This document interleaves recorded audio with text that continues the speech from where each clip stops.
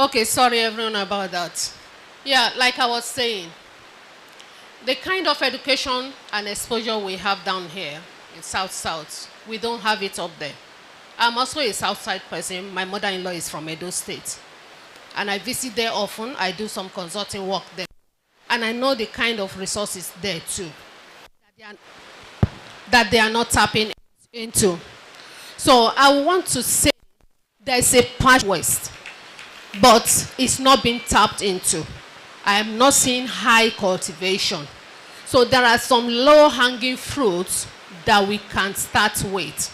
What stops you as a young person from having 1 hectare or 1 acre or 1 plot of plantain farm or banana? There is market for it. I, as one, I've done business before in Uyo. You have the best palm oil in the country. No gainsaying. Yes. You have the best crayfish in the country. No gainsaying. Because I trade in that field too. I buy in bags, in trucks. But it's expensive, but people who know it will go for it. They say, yeah, they love it, the taste and everything. But I am not seeing the reflection as a sample in this room. But it's not late. That is why we are here. To sensitize the youth, to encourage them, to bring them on board. We had only 8 people representing the youth. In the next 1 week, please, Dr. Clement, please work with the DG. We want to see up to 20 and all the states represented. These are going to be the faces of the youth agriculture, and that will include the women too. Please, I beg you, let's work together. Otherwise, we won't make this effort to come down here that we need people to come on board. Thank you. Thank you very much, Ma. That was quite passionately delivered. And I picked a lot of things, but let's just talk about the low-hanging fruits. What low-hanging fruits do we have? Low-hanging businesses that we can touch in the South. She said plantain and bananas. What other low-hanging business can we do in the South, Cross River and the rest? Palm oil. Palm oil. I think I'm also a bit passionate about palm oil. I am one person who quarreled with the idea of coconut factory. Those that know what I'm talking about. When we should be hitting more palm oil production. Okay, so what other low-hanging business can we do in the South? Fish. All right, I'm taking the mic round. Cassava is plenty. Cassava is available. Cassava. Okay. All right. Okay, plantain flour. We have a lot of plantain here, nourishing one, but we've not cultivated it. I'll put you on the spotlight. Plantain flour, what will it be used for? Okay, we use it for our swallow, especially those are facing health challenges like diabetes. We cultivate it, and since the resources is from here, it's cheaper. If you go for the foreign one, it's more expensive. So if we should try and harvest it from here, it's going to be cheaper and healthy. All right, quick one. She's already said plantain, and it can be converted to plantain flour. Okay, all right, very fast. What low-hanging business can we touch? I think we have not considered cultivating melon in Akwa Ibom State. This year on my farm, I cultivated a large-scale melon which have sold and made so much money. I think we should give it a thought. All right, melon in Akwa Ibom State. Cross Riverians there will be shaking their head because I know that they grow melons in Cross River. Okay? Like in my family, we have a lot of hectares of yams and water yams. And we don't process it because of poor financial assistance from wherever. So right now, we are about the only people that produce yams in my area. And we produce them in high quantity, like hectares. Like we have 4 hectares. Where is this? Which state? Esienudim. Esienudim in Akwa Ibom State. Yes. Okay. So I would even would like maybe some of the members or executives to go with me to the farm from here. Thank you. All right. So you produce yam or you grow yam in large quantities and water yam. Did you say water yam? Okay. Please clap for her. So when we talk about water yam, I would want to add cocoa yam because over here we do a lot of ekpan cocoa, and there are some specialized restaurants now in town that just deal on ekpan cocoa. So we need cocoa yam to go alongside with water yam. No, hold on. We'll dissect that a bit. Now, aside Akwa Ibom, Cross River, and aside ekpan cocoa, what other meal can we use, or what other meal can we eat or create from cocoa yam? Now, we can also do a porridge from the cocoa yam. And we can even use the cocoa yam to do a cocoa yam flour, where we still use it for the aged people and diabetic and all manner of old age conditions. It's like I really am not knowledgeable about cocoa yam. Somebody's whispering something else here. What can cocoa yam be used for again? Swallow. Exactly, swallow. Like we put it with semo, the way we do semo. From the cocoa yam flour. From the cocoa yam flour. You just put it and you stir it. All right, we are getting there. Is there any other low-hanging business idea you want to... Okay. Another low-hanging business here in Akwa Ibom is cocoa. Where are you from, please? Let's start there. Yes, Akwa Ibom. You are from Akwa Ibom, but I'm here in Akwa. Okay, okay. They have the soil, they have the climate. Akwa Ibom happens to be one of the...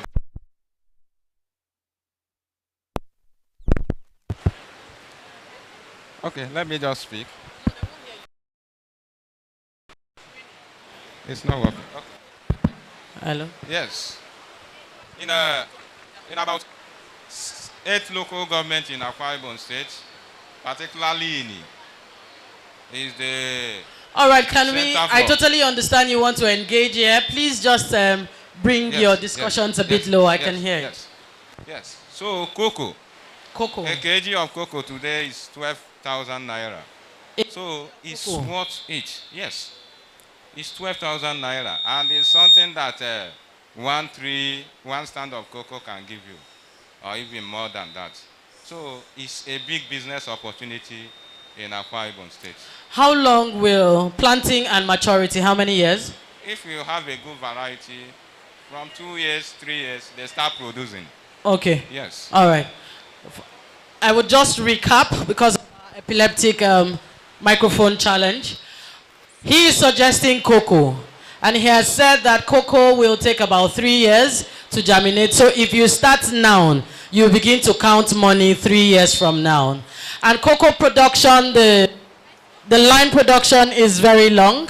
So we know that we have the cocoa pods on its own and the cocoa powder. So it's quite lengthy. And for us at today, you said it is 12,000 naira per kg. That's us at, what's today's date? October 31st, 2024.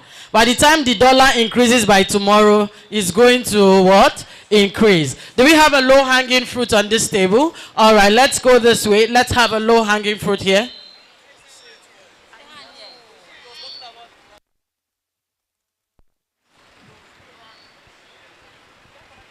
Okay, I'm not talking about any low-hanging fruits. I'm trying to draw attention to the lady who said she has hectares of water yam and cocoa yam, and yam rather. Please, the processors are here well represented. We need you. Thank you. All right, Business Connect. Say Business Connect. All right, what's the contribution here? A low-hanging fruit? Thank you. I am from Cross River State, and I'd like to correct one impression. Please, Calabar is only one local government in Cross River State. There are 18, and the remaining 17 are actively involved in agriculture. And our youths are very involved in agriculture. Low-hanging fruits. From Ikom, Ogoja, Obutu, the Karabon Liku in Cross River State, we have yams. we farm yams, and there are yams available. You can start from selling yams. We also have rice from the northern part of Cross River State. We also have ogbono, we have melon, we have okra, we have pepper, we have sesame seeds in Cross River State. All these are low-hanging fruits that one can start trading on. Thank you very much. Put your hands together for the Cross Riverians. They are chewing me. I'm sure by the time they hear me say afile, ekpa, rankoilie, aminsio ilumo, riye. All right, Dr. Clement, please. Please, I want to correct, I want to add to what he said. Akwa Ibom State has 31 local government areas. And a study was conducted, and out of it, 22 local government areas can comfortably support the growth of cocoa. I wanted to tell you, in case we have investors here. Now there is a species of cocoa growing in one farm, not very far. It gives you 300 pods per year. And within 2 years, you would have harvested it like twice. Now, within the cocoa farm, if you can introduce beehive, the bees will be busy pollinating the flowers of cocoa, and there will be an increase of 300% on that farm. These are things that are happening, and we are seeing it, we are getting the statistics. And guess what? The price of cocoa is fixed in London. That price of 12,000 per kg. So we can produce it here and fix the price in Nigeria. Cocoa can grow in more than 20 local areas.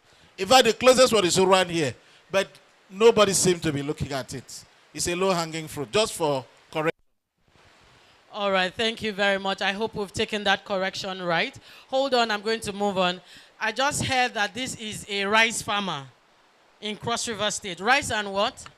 Rice and cassava. Rice and cassava. Yes. How is growing rice in Cross River? Where in Cross River? Bansara, Ikom? Bansara. You are growing in Bansara? Yes, I'm growing in Bansara. You destone in Bansara? Yes, I destone you in Bansara. You sieve and bag in Bansara? Yes. You didn't even tell me it's Bansara. Please put your hands together for him. We've all grown up, except we haven't been minding our history. We've all grown up hearing about the Bansara rice. I know, yes. So you can give me poly rice that would look like a junior brother of imported rice. Yes, if you need them. If you need them. Yes. How long does it take to grow rice in Cross River? Not necessarily Cross River. How long does it take to grow rice in your farm? Okay, it depends on the rice you plant. If you're planting Faru 44, it takes about 3 months. If you're planting carpet, it takes about 6 months. So it depends on the rice you're planting. What we plant in Bansara are more of carpet and Faru 44 because it works well with our land topography. All right. Now I'm going to be specific. When Anyebedantia said something there yesterday, he said, for the kind of agriculture we do down here, we just do the basic one of when you plant, you harvest. And suggested we have several acres where we plant every other month, meaning that every other month we now have a harvest. Good. So you're saying if you plant in January, you will harvest it in April? Yes. And if we plant another acre in February, we are going to harvest it May? May, yes. Are you serious? Yes, we have the dry season rice. See money, oh. Rice, so it all depends. Even we should say so much money. So much money. We are sitting on money. We are playing with money. It's no mistake and we are in resource control. Oh. Niger Deltans, we call what and we are in resource control. We are changing it from the oil to the agri sector.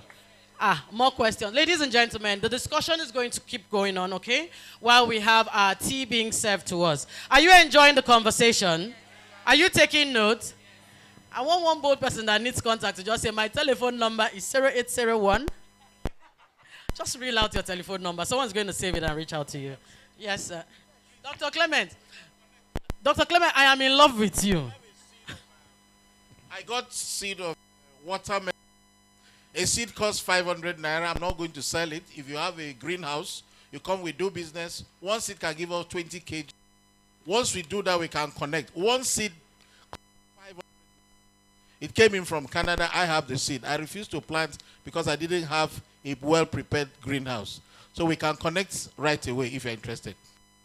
You should be clapping. Do you understand what a freebie is?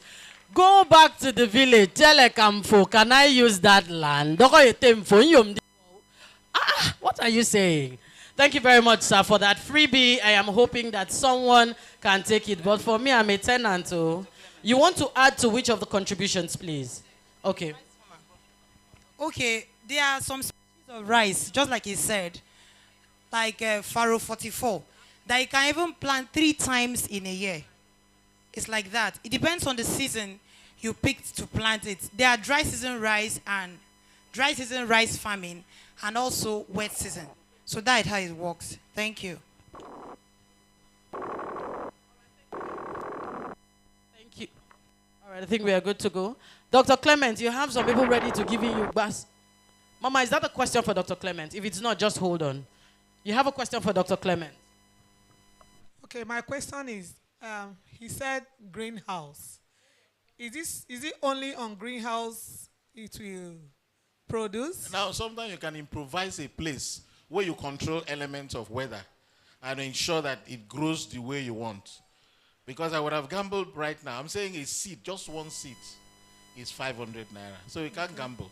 So if you have a place you have prepared, it mustn't be the modern greenhouse. Okay. It could be the one you prepare with netting and wooden stuff to stand, and maybe the roof, because excessive rain will be a problem. You need to control it. So how long will it grow?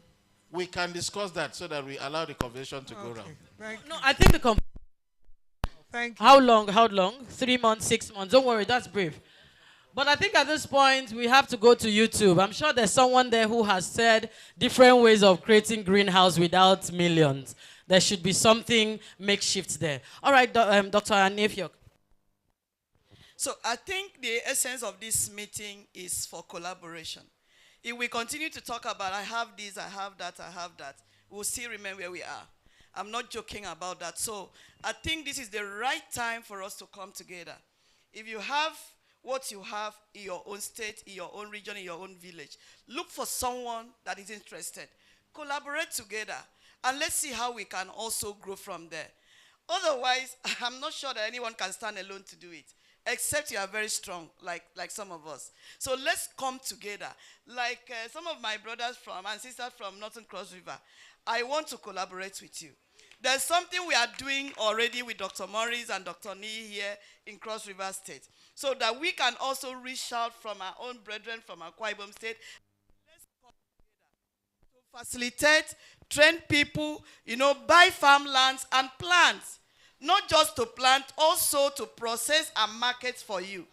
Because like I said yesterday, what discourages a farmer is for you to plant and you don't know who to offtake. Like I've seen a lot of women trying their best, but those things are still lying there. Nobody will leave Ikpa market to come and buy your processed plantain.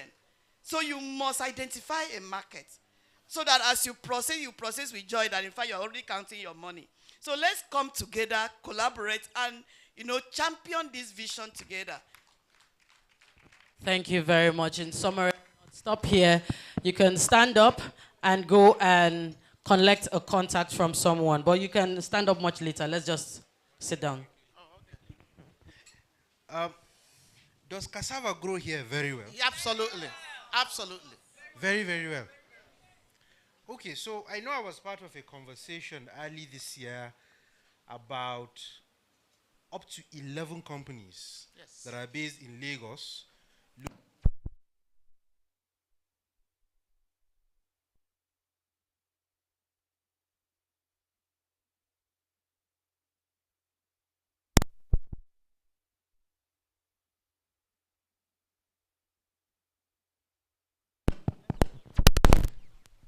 How about now? Okay, it's back now.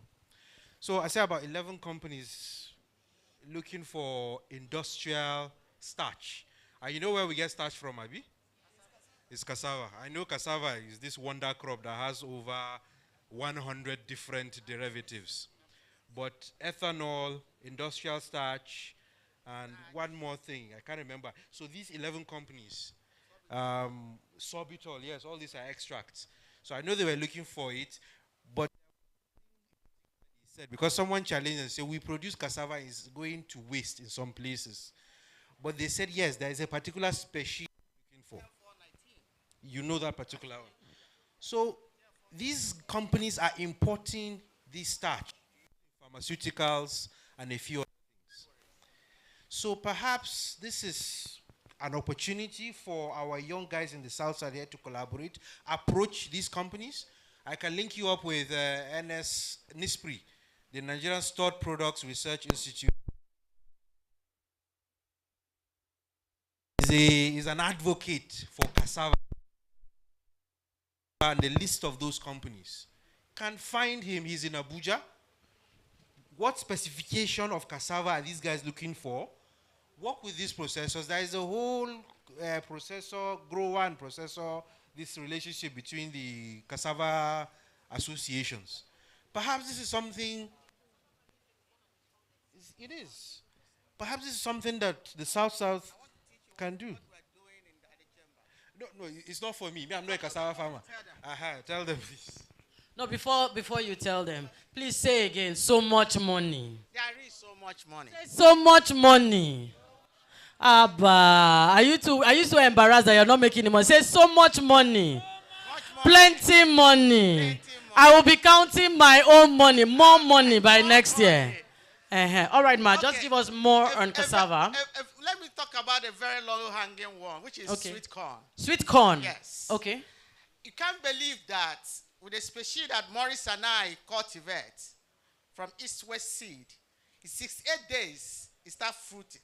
Sweet corn, the yellow ones? Yellow sweet corn that we import heavily in Nigeria. That we import heavily for our salads and... Yes. It's so funny enough that we are importing it, but when Dr. Morris, started it and I kid him, I grew in a small space. I make more than 20,000 naira because one corn, one cob. One cob. Yes. Conservatively is 500 naira. And you have 52,000 stands on a hectare and then it has 52,000. You want to be conservative. You want to sell it off. You want to sell it for 300 naira a cob. And you have 52, say you have 5% or 10% loss. So you know what you are getting. And then in 68 days. Okay, that's the lifespan, 68 days. Planting and germinating. 68 days should be 30 days of November. That's about three months. No, yeah, 2 no, months. Not 2 months. Not 3 months. It's 2 months. It's 2 months and then you can, in Cross River State, you can do it 4 times cycle. Yes. 4 times cycle. So yes. First quarter, second quarter, third quarter, and the final quarter, which is now, is almost out. By December first week, you pull out. So more questions for you, just to dissect it. Yes. Sweet corn, what's the value chain aside? Oh, you can it. Because the idea is to take it to canning. Okay. And take it to export. Because currently we are importing heavily on it. Exactly. Okay. I think I saw it about 2,000 naira yesterday evening. You use it for children feed. Okay. For kids. For meals, baby meals. Baby meals. 6 months to 1 year. Yes. Okay. Yes, exactly. Okay. So that's a very low-hanging one.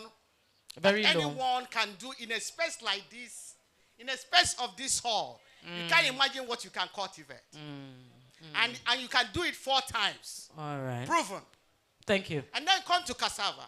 Okay. And the good thing about cassava today, I have 60 hectares of land. And if anybody wants to... Sorry, ma? I have 60 hectares of land. Okay. At Odupani. Okay. Okay. And if anybody wants to partner with me, can come on board and let's tidy up. What do we have growing there? Please put your hands together for that free partnership. Yes. We have growing there right now. If you want to demonstrate this sweet corn, I will give you a hectare. If you are serious. Wow. I'm coming to get one. I'll give you a hectare. Uh-huh.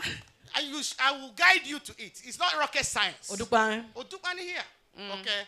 And again, you come to cassava.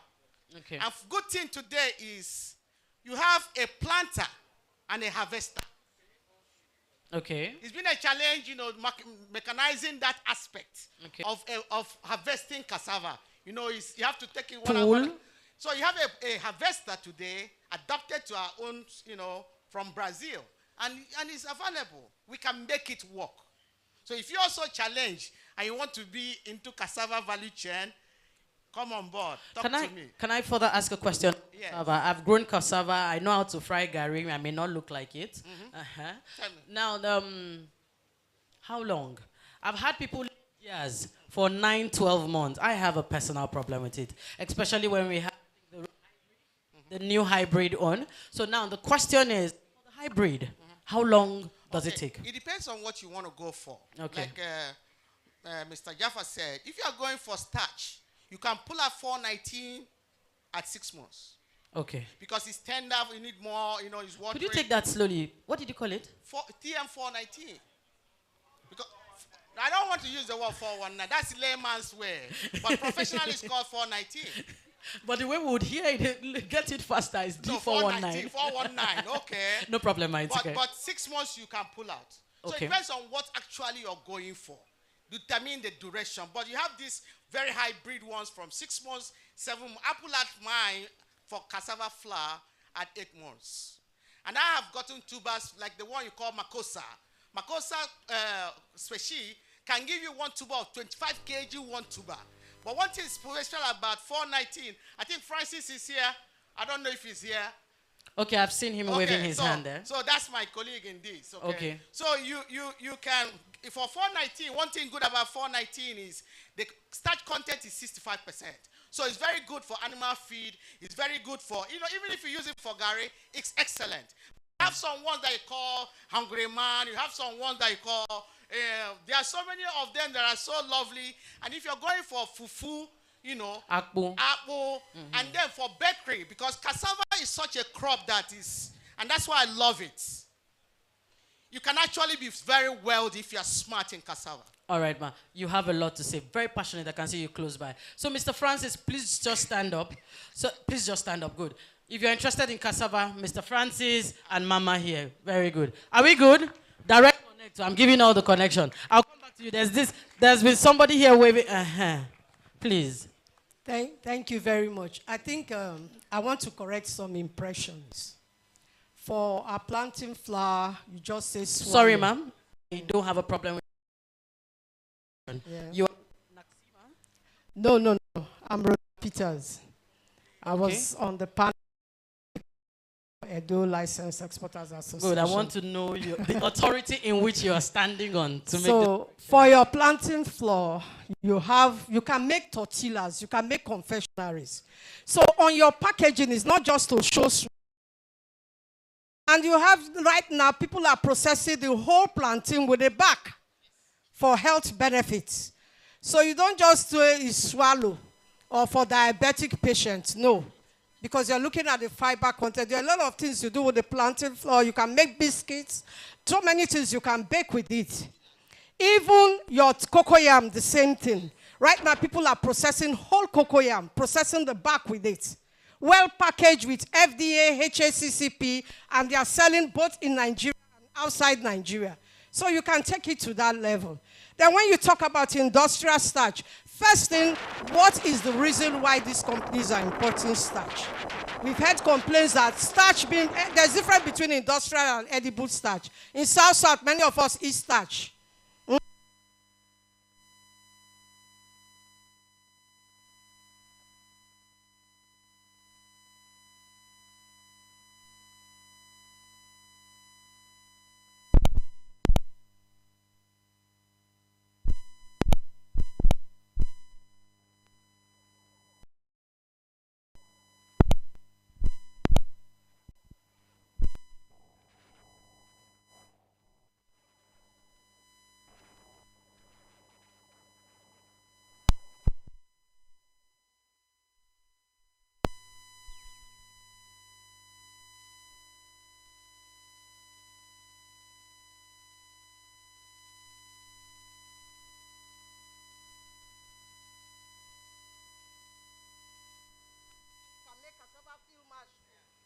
For your livestock, even Hello.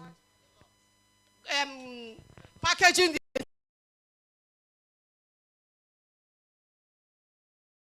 for palm oil, that's another hanging fruit. In Edo right now, we are doing 200,000 hectares. The outgoing governor on palm oil. Boy youth clearing land for the palm oil. So we want to take palm oil to the next level. Collaborating with Okomo and Presco because they have a lot of products from the palm. So we want to take palm oil to the next level. Nigeria, you are even importing palm oil. We shouldn't be. South, so you have to wake up in that area. Then we look at the livestock. Right now in Edo, we are part of the Press World Bank project on resilient livestock. If they talk of meat or anything meat, you will eat. Your chicken, on number 6, we are opening broiler. You can have it in other states. You talk of piggery, you can take it to the next level. It's not just meat. The skin of the pig you use for inner lining of your shoes. You need to discover other things.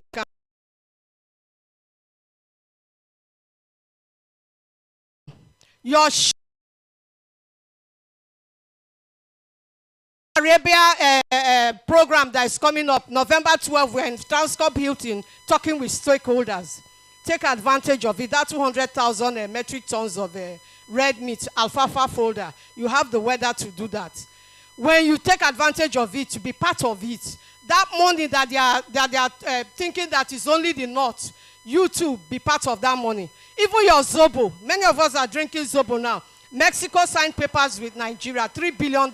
Are you part of it? We just shared Zobo's in Edo. We gave them to Testron. Testron says to me, check your weather, get the agronomists, do your SOP. Check the weather. You have some northern part of your state, like a donut, is Guinea Savannah. Things that can grow in the north, plant it there. We plant watermelon. We plant cucumber in Edo now. Test it in your different climatic zone and make sure that you get results. Thank you.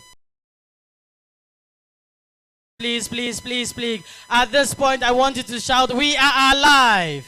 South, South, are you alive? Are you alert? Are you energized? Do you want more?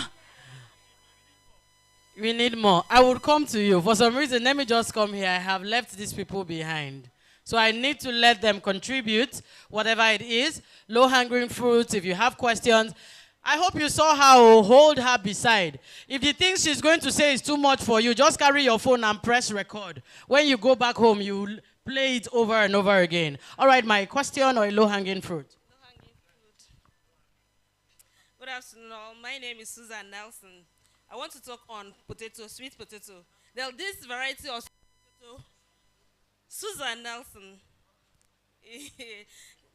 Okay. There's this sweet potato that is being fortified with vitamin A, and we call it orange flaked sweet potato. In this orange flaked sweet potato, you can choose just like carrots because it contains beta-carotene that is very good to the sight. So you can chew it like carrots. You also can make juice from it. You can also make swallow just like other crops that they've said. You can make swallow from it. You can also use it in confectionery, like making bread and the other things. This orange flaked sweet potato, theoretically, you can say it is 3 to 4 months before you can start harvesting. But with the world agronomy practice, world soil management, you have it at 2.5 months. You harvest your potato. Is it possible to eat potato raw, as I said? I say yes. Because a mere seeing at this potato is just like carrots. So if you go into this potato, like most of the people that are going into confectionery bakery, you mix a portion of that with either wheat flour or corn flour, and that will reduce the price for your production. So it is very, very essential. The beta-carotene in it, the nutrient content of it, even diabetic people, they can also go on this beta sweet potato. Livelihood Improvements Family Enterprises Project for Niger Delta, Life ND, is a partnership targeted at optimizing the limited agriculture options available to the Niger Delta youths and women in the rural and sub-urban communities. Personally, I'll contribute to that the when it comes to is usage of the potato flour. I personally use potato flour right now to do pancakes. Of course, I have to add a little of the regular flour for binding. Livelihood it turns out very nice. That's like a regular in my house. Ma'am, were you raising your hand? Okay, you want to contribute? Fine. Thank you very much. I believe that we've produced enough in Akwa Ibom State. We really need to focus on processing and off-taking. Why am I saying so? If you move across the local communities in Akwa Ibom, you will see a lot of cassava farms, a lot of vegetable farms everywhere. The major challenge now is off-taking. So the young people we can look at off-taking. We can create markets here and there. And within the CBN, We hardly Okay, have okay, hold off-takers on. from Akwa Ibom. Sorry, I'm not stopping you. I want the off-taking clear to a layman who is the guest here, not a farmer or has any pre-information of agri-related terms. Okay, what we mean by off-taking is someone who can buy goods, agri-produce in bulk, and then has where he or she is going to dispose it at a good price. No problem. Such that you can bargain your price from your buyers. Then when you come over So here, we need more traders. fine, we need more traders. All right. Because that gap is huge. Okay. Most people will call you, we have this, we can't sell. We have this, we can't sell.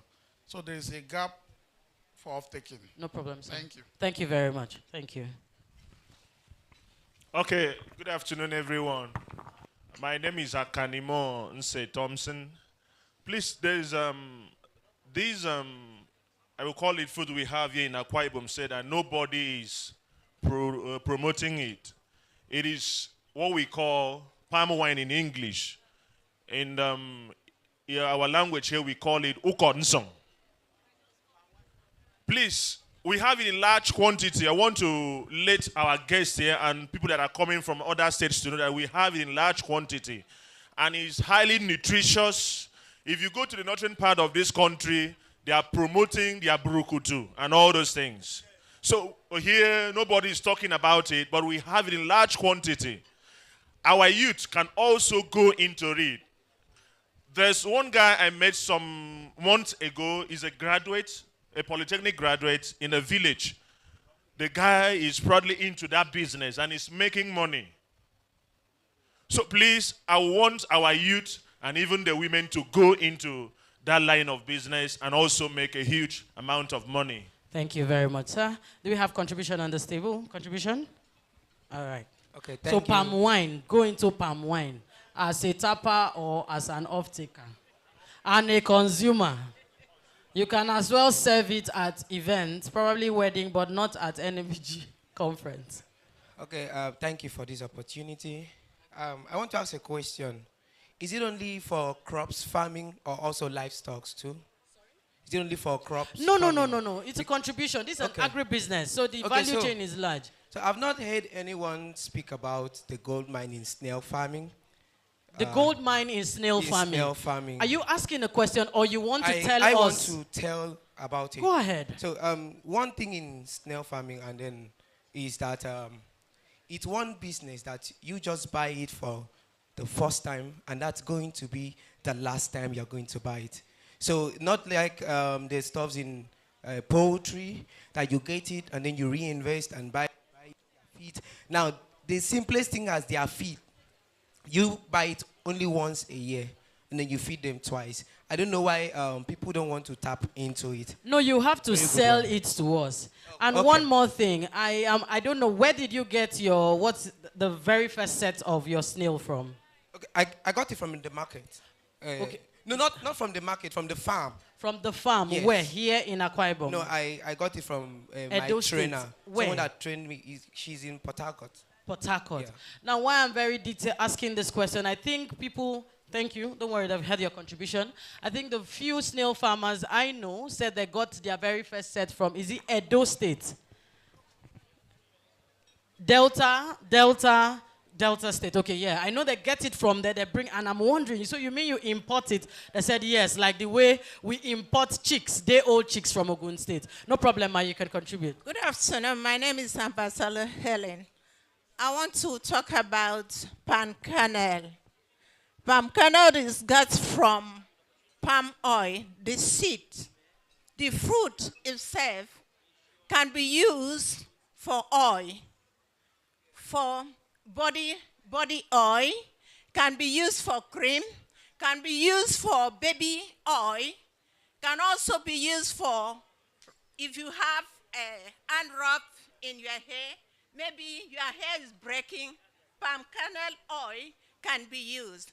Also, if your baby is convulsing, like you have a newborn baby, that's what you will use for the baby, for the body to clean. Palm kernel oil. Are we talking of the cold press or mayanga? No, Sorry, where are you from? Mayanga. Mayanga. That's the black kernel oil, okay? Yes, can be used for your hair. if your hair is breaking. So what are we going to do with that for those of us, the young people who are concerned about the after smell of, because we are looking at packaging and selling. That's what I'm saying. You pack it and you mix other things to make it hair cream because All it's right. very good for hair. All right. So now we are selling palm kernel oil. Now, see, the thing about palm fruit or even the palm tree, going back to reference the Bible, is that the value chain in the palm fruit is so many. Now we take the palm fruit, we use the pulp, and what do we get? Palm oil. And when we are done with that, we break the shells and probably sell it to engineers for further enforcing of the floor when doing grading and coal tar. Then we take the nuts, that's the palm kernel, that's the fruit. No, that's the nuts. The nuts, yes, you take the nuts. Now, what will we produce from the nuts? Palm kernel oil. And when we are done with expressing the oil, we can actually use what we call the chaff to do what? Produce cookies, palm kernel cake, and also livestock, isn't it? Now, if we have, the beautiful thing is that you don't fell the tree, you don't fell it. So you just take out the palm front. So meaning that it just continues growing. So imagine if you have to cut down the leaves, what happened? You can now use the leaves for, everybody is shouting broom. Aside brooms, what do you know again? Tote bags, bags. It can be used to make bags. So with that, we now take away nylon bags and we are having climate-friendly product. Mbok, clap for me. All right, ladies and gentlemen, I think we haven't exhausted. So you want to contribute? We must make money. I haven't come over there, that's true. Okay, I will come. Now, the reason I mentioned Delta states, I hear the Deltans don't eat snail. Deltans, is that true? Some parts. Okay, but that's why we have large snails in Delta, in the parts that don't eat. So hold all the Deltans here if you want to go into snail farming.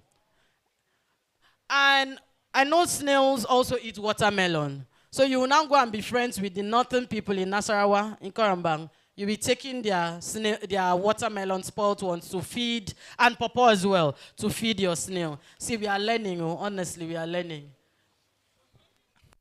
Thank you, Ma. I want to call our attention to banana.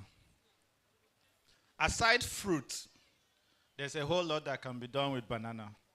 And even the fruit markets have not been satisfied. Now, it takes you 3 months to have an harvest.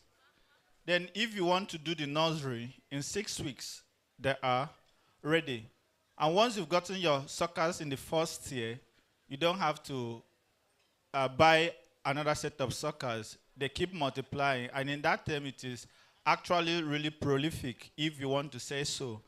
And there's also, right now, Nestle is using it to incorporate it into baby formulas. So there is a market for it.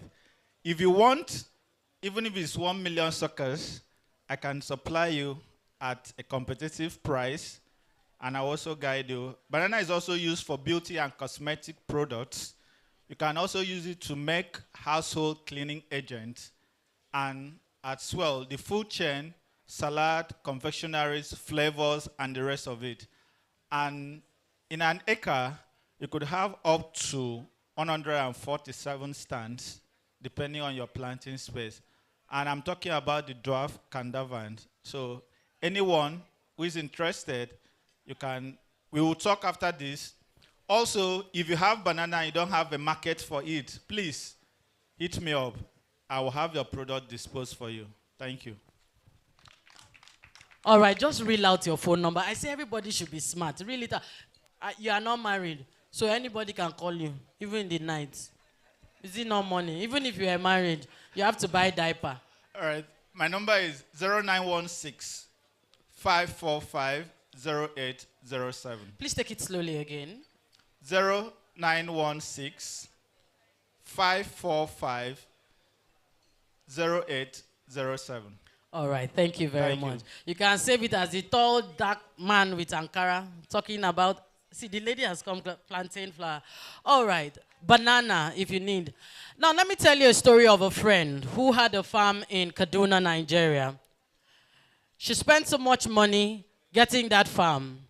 She bought seedlings, she bought fertilizers, and she paid farmers. At the end of the day, when it was time for her to sell, she said she did not make up to 50,000 naira. And basically, there were some challenges. I can't remember in details what her reasons were. Either maybe they stole the plants or something, because she's based in Abuja and they are handling it for her in Kaduna. Should I tell you what she did? She said, Eileen, I will not lose. That's another business idea I want to tell you. She gave the land free to the farmers. Her staff, she gave them free land. And she told them, I will be your first off-taker. Do you get me? So seedlings were on them. Pesticides were on them. Fertilizer were on them. What do you think about security? They will protect their own investment in that location. So when the harvest is ready, she is called, Ma, it is ready. Okay, Ma is madam here actually, and she's an Efok lady, so they would call her and say, come and buy off. That's when she goes to buy off everything, the beans, the vegetable, and she takes to her suppliers. Do you have a business idea that I have just shared? Someone should run with it. All right, this table, they have been holding my neck. They want to contribute. Resource control. All right. Go ahead. Okay, good afternoon, everyone. We are talking about low-hanging business in agriculture. Mushrooms, that's what I do. I grow oyster mushrooms and Ganoderma. Mushroom is not just low-hanging. Mushroom is actually under the table. It's on the floor. It's the entry. When you say on the floor, that means it hasn't even taken a step. That's here in Akwa Ibom. Here in Akwa Ibom. Okay. You know, when I talk about on the floor, is that the entry barrier is low, virtually non-existent. I see. Yeah, that's what I mean. You don't need a land actually to grow mushrooms. You don't need fertilizers. You don't need the sun. You don't need the rain. And the only thing that that mushroom needs is water, to grow. And the profit margin in growing mushroom is like above ×3. I'm trying to be modest. That's the profit margin in growing mushroom. Don't be modest. Let's know where our investment is going. No, so that they won't think it's MMM. So mushroom is, the entry barrier to growing mushroom is very, very low, and the capital need is very, very low. So what we need to do now with mushroom is to start adding value, is to start processing, adding value. Mushroom is actually a superfood that, the pharmaceutical sector, the cosmetic sector, and the food. Hold on. You say mushroom is a cosmetic product? Yes, mushroom is being used in production of cosmetics, being used in production of medicine, and also being used in production of food products. Okay, I hope you don't mind. What type of mushroom? Don't worry, use colors. Don't give me the terms. The white or the black mushroom? The white one. Okay. Even the brown one. Even the brown one. I know the brown one. I know the black one. Yeah, and we have various varieties. It's an emerging sector in Akwa Ibom State and in Nigeria, and there's a lot of opportunities there. All right, thank you. And I'm laughing because I'm about saying, should I shock you? The mushroom I eat is actually imported from China. I mean, the black mushrooms I eat actually imported from China. I know I can get fresh mushrooms from Ecom and all of that, but when I mean processed, I mean dehydrated black mushroom that I eat, that I know that you can store for a long time. I got it from China. That's right. That's wild. So we need to produce locally, and we have a cooperative if you are interested, in investing in mushroom and also working with us, to expand the production.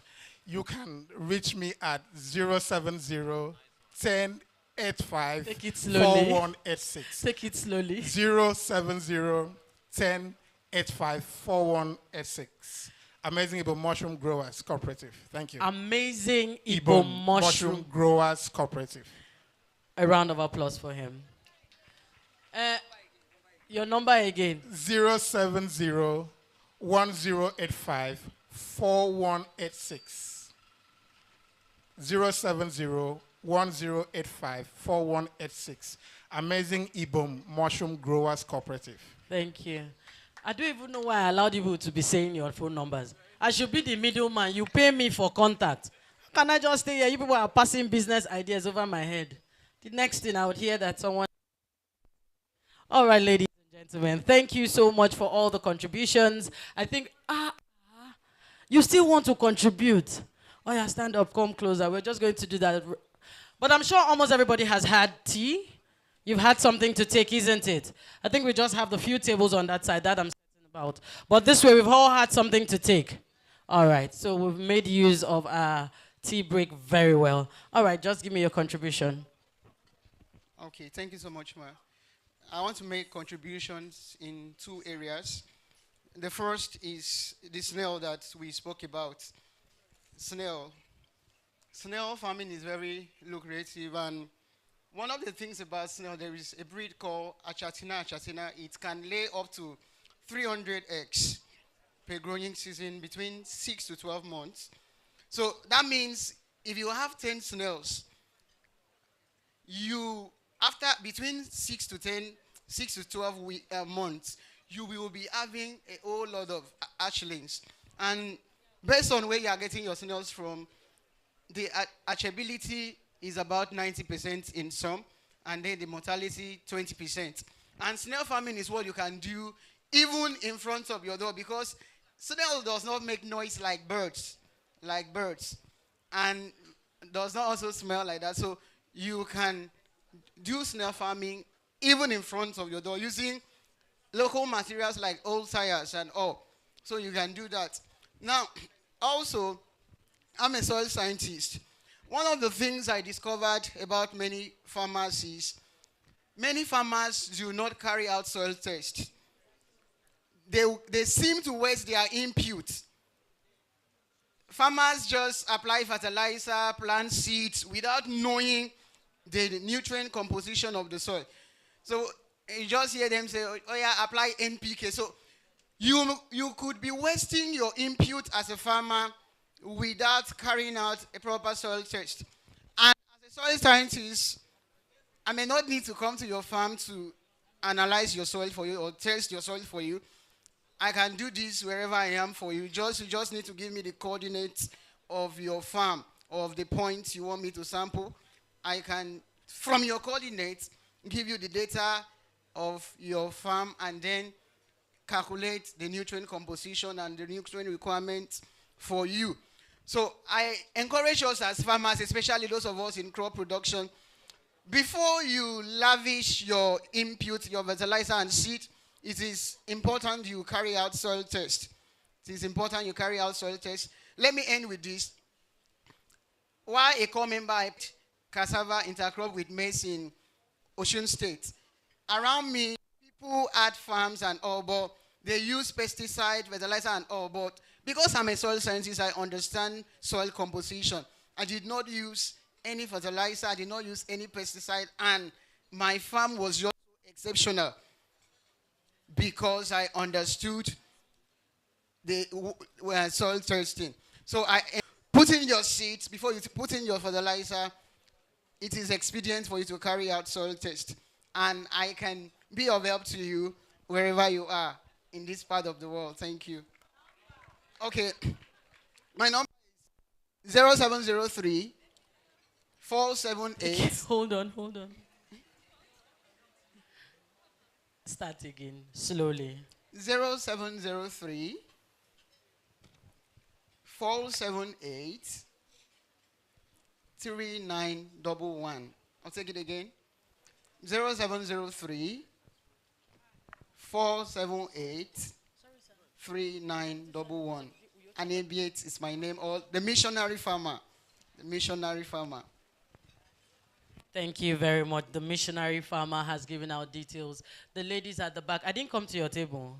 I came there before. But you've just had energy. Inspiration is just coming in. You want to contribute. You want to share. All right, let's do this fast. So it's actually now that the idea got to me. It's about greenhouse. For those of you that are thinking I need millions upon millions to do greenhouse, from personal experience, you don't need it. You are talking about YouTube. I actually learned the bitter way from YouTube. So I can actually teach you parts, as in follow with you step by step on how you can use what you have to do greenhouse of your choice that can meet your needs. And another alternative is shade nets. From experience, the ones I do in shade nets do better than even the greenhouse, the local ones I did. So in case you want to learn how to do greenhouse locally or small shade net that can meet your budget, no problem. All right, what did you grow in your greenhouse? Bell pepper. Bell peppers. Wow. Please, please, please, please, please. Put your hands together for her. You see? Her number. You don't like money. See, everybody, say your number. 080 83 39 96 36. Manna. Manna. Yes. You will give her manna from heaven. Give us free idea, greenhouse, and we will grow bell peppers. I'm sure the people in Jos will, because down here we take miango pepper, we will ask for it. But it's okay, Ma, can you give us your contribution? All right, thank you. My name is Sobawan CTSN. I am the Akwa Ibom State Queen of Wellness. I'm a naturopath by training. I want to add to, first we talk about the banana. And I just checked to confirm now. Metric ton of banana leaves goes for 52 million naira. And we're not doing that in this part of the world. But countries like Rwanda are exporting that and any money than digging oil.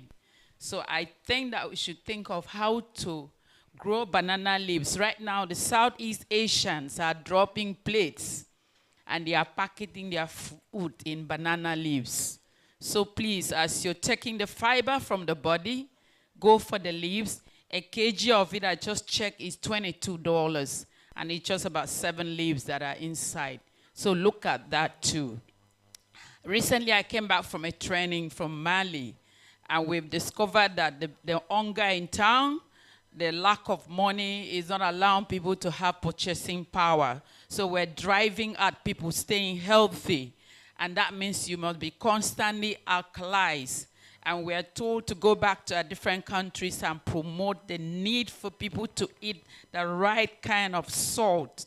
I'm back to the state right now. I'm promoting the eating of sea salt, alkalizing sea salt. Nobody is harvesting it here. We have Atlantic Ocean lying waste there. If you dig that salt, trust me, just like what I did to turmeric a while ago, I will take it to every home in this state. So the youth can go into bringing that salt, make it available. If you eat sea salt, you don't need alkaline water. You are instantly alkalized. You can check my table when you're done. I would run a short taste to see how the pH of a salt can go to 14 plus. I also have turmeric I'm farming. I brought a turmeric sample from India a few years back, and I'm farming it. Any quantity of turmeric for your product, please ask me at Natural Farm. Thank you very much, Ma, for that amazing contribution. What, you want to reel out your number? You have an exhibition stand. When they come over there, they are going to ask. All right. Thank you very much, Ma. Distinguished ladies and gentlemen, farmers, new farmers. No. We would go. You would have to ask your questions personally to the people you want to direct it to. Distinguished ladies and gentlemen, farmers, newbies, those who will become new farmers, traders, and those who would join the agribusiness value chain, please celebrate yourselves. Put your hands together. If you know you're going back to go and sit on all you have learned today, put your hands together. If you know you're going to go back and go and meditate on what you have learned today, put your hands together. If you know that what is ringing in your hand, in your mind now is dollars, money, money, dollars, put your hands together. If you know that what NABG has come here today will manifest in 6 months' time, put your hands together. If you know that you are that person that will take that decision, say, I will make a step. I will make a step. And we are here to record the testimonies. We are here to take 10% of your business by paying tithes to me. I am here to celebrate you. NABG is here to hold your hand. IFAD is here to hold your hand. Uyosima is here, ably represented, and Naxima here is also represented. They are here to hold your hands. So, distinguished ladies and gentlemen, on this note, we'd like to recognize the presence of the Executive Secretary, Uyosima, Dr. Owen Udo. Please celebrate Dr. Owen Udo, Executive Secretary, Uyosima. Also here, we have the representative of the Commissioner for Agriculture. Please celebrate Mrs. Rosemary Anyekan Ubia. Please celebrate her. Thank you so much for coming. Ma, we have been in Uyo for 2 days, dissecting, meeting minds, meeting businesses.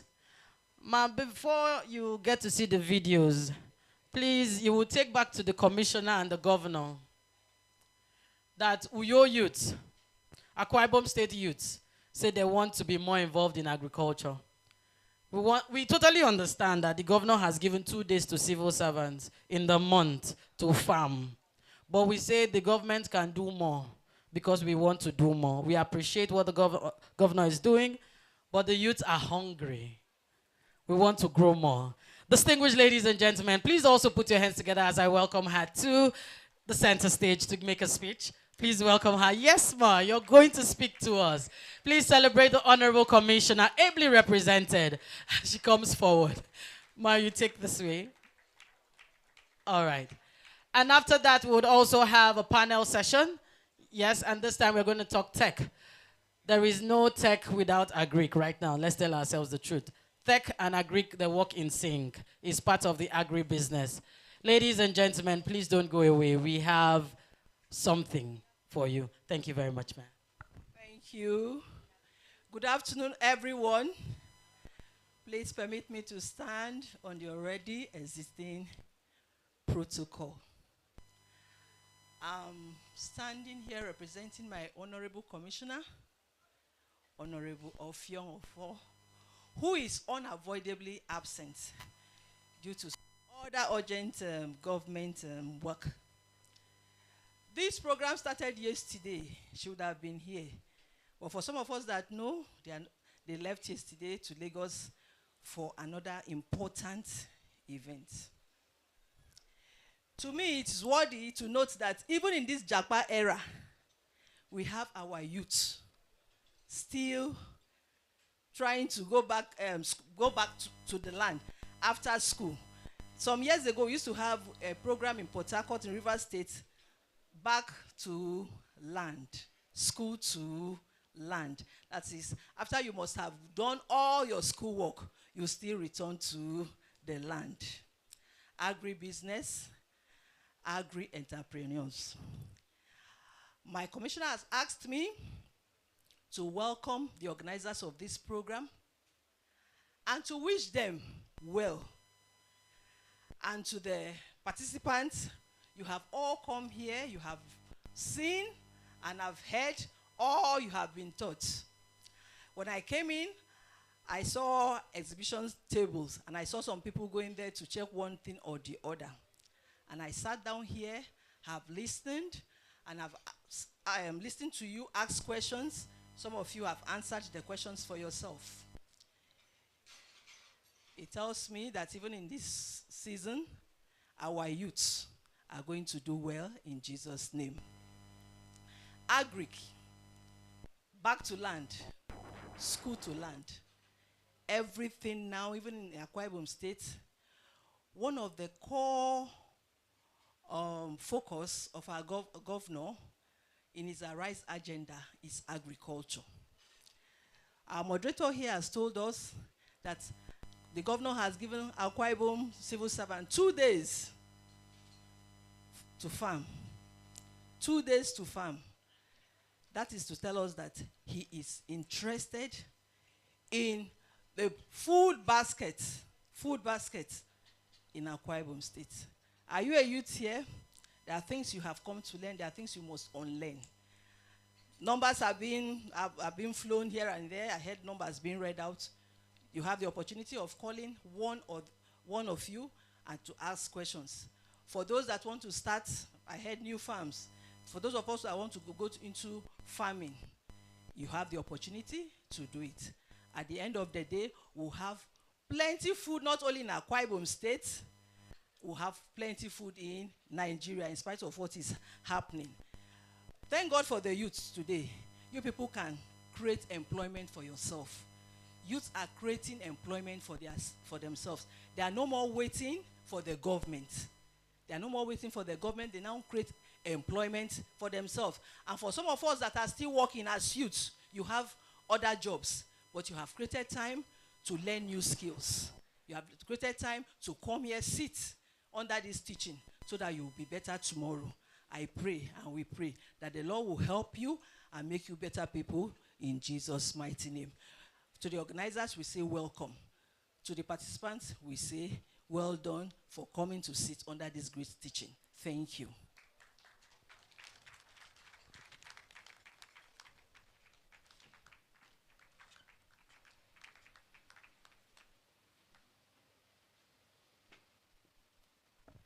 Thank you so much, Ma. Please, another round of applause for her.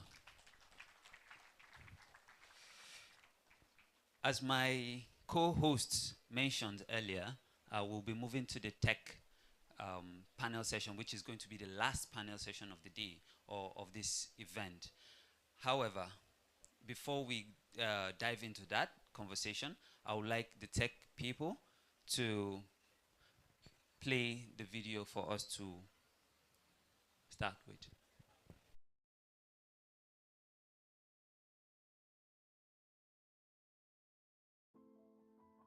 Agriculture is no longer just about the soil, the seeds, or the seasons. Today, it's about innovation, technology, and limitless possibilities. We are witnessing a revolution where farming is becoming smarter, faster, and more efficient.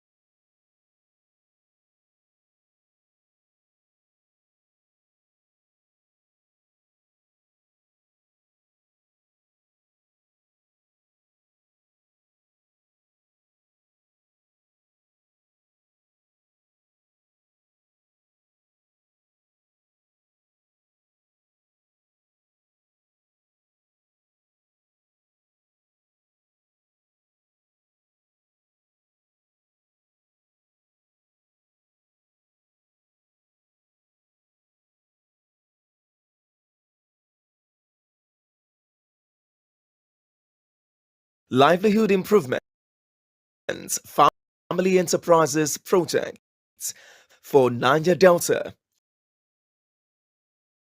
Life ND is a partnership targeted at optimizing the limited agriculture options the soil, the seeds, or the seasons.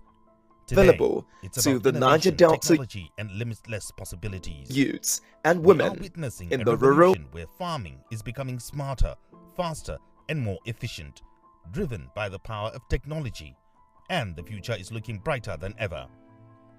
In Nigeria, tech-savvy entrepreneurs are already leading the charge. Farm Crowdy, for example, is transforming farming by connecting smallholder farmers with investors through an innovative digital platform. This tech solution allows farmers to access the capital they need to grow their businesses while providing investors with a return on their investments. It's a win-win that's changing the game for Nigerian agriculture. And that's just the beginning. Drone technology is taking precision farming to new heights. Imagine flying drones over vast fields, monitoring crop health in real time, applying fertilizers exactly where needed, and even producing yields before harvest. Farmers in Nigeria are already tapping into this technology to increase productivity and reduce waste, making farming smarter and more efficient. But the revolution doesn't stop there. Across the globe, AI-powered platforms are helping farmers make data-driven decisions that improve yields and profitability. In Kenya, for example, the Hello Tractor app allows farmers to rent tractors on demand using their phones. No tractor? No problem. This kind of innovation is making farming more accessible, and it's an example of how tech is breaking down barriers for young agripreneurs. Closer to home, the use of mobile apps like Tingo and Zenbus is revolutionizing agriculture in Nigeria. Tingo helps farmers access markets and financial services via mobile phones, while Zenbus uses data analytics to measure soil properties, helping farmers know exactly what their crops need to thrive. These are real-world examples of how tech can transform agriculture, not just for large-scale farms, but for smaller holder farmers too. Smart irrigation systems are another leap forward. With water being one of the most critical resources for farming, tech solutions like climate-responsive irrigation are helping farmers conserve water, reduce costs, and ensure their crops get exactly what they need when they need it. And there's more. The future of agriculture includes blockchain technology ensuring transparency in the food supply chain, robotic harvesting machines doing the hard work in the fields, and vertical farming using minimal space to grow crops in urban areas. In Nigeria, we're just beginning to scratch the surface of what's possible. The opportunities for young people in agriculture have never been greater, and technology is the key. Whether you want to start a farm, build an agribusiness, or develop the next big tech solution, this is your moment. Agriculture isn't just about food, it's about innovation, sustainability, and creating the future. The world is changing, and the agribusiness sector is waiting for those bold enough to step forward and embrace technology. The question is, are you ready to be part of the future of farming?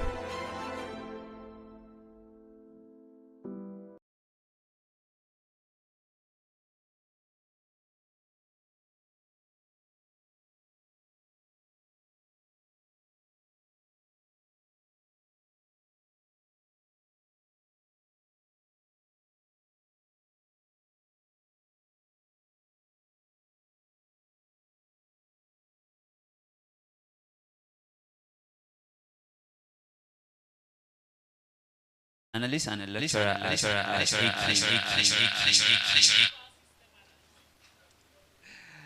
She's a data analyst and a system analyst.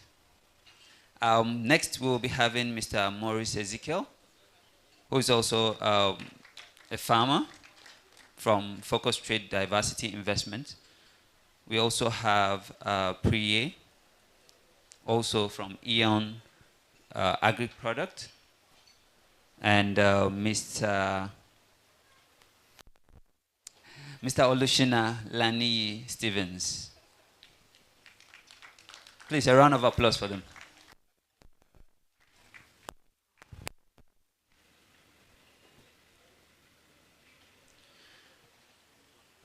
So I'm going to make it brief.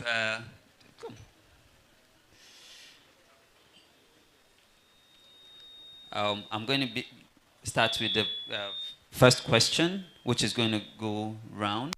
So each person has 3 minutes to give me this their perspective on that. So the first question is, what is technology to the farmer? And what are those technologies that the farmers can adopt in their farms? So let's start with Priye, starting from this, my left hand. Yeah, good afternoon, everyone. My name is Priye David Arianate. I'm Chief Executive Officer of E1 Agri Products Limited. where livestock farm technology.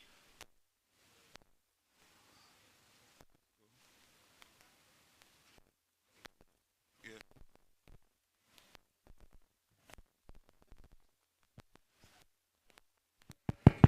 All right, the question again. What is technology to the farmer? The tool to the farmer. No, so what is the technology to the farmer, and what are those new technologies that the farmer can adopt? It's a two-sided question. Sure. What is technology to the farmer, and what are those technologies that the farmer should adopt or has adopted to drive profitability to the maximum profits?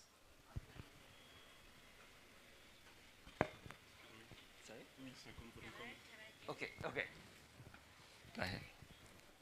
Thank you, sir, for the question. I'm happy I'm sitting down here.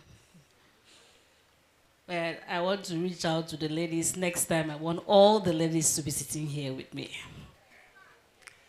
Thank you. When you're talking about technology to the farmers, I'm happy I'm speaking to the women, and also I've seen the men in the house. Technology is an application of the scientific knowledge for practical purposes. I would like to bring it up, for example, what we heard yesterday. The nurse who went into the farm with a drip for irrigation purposes.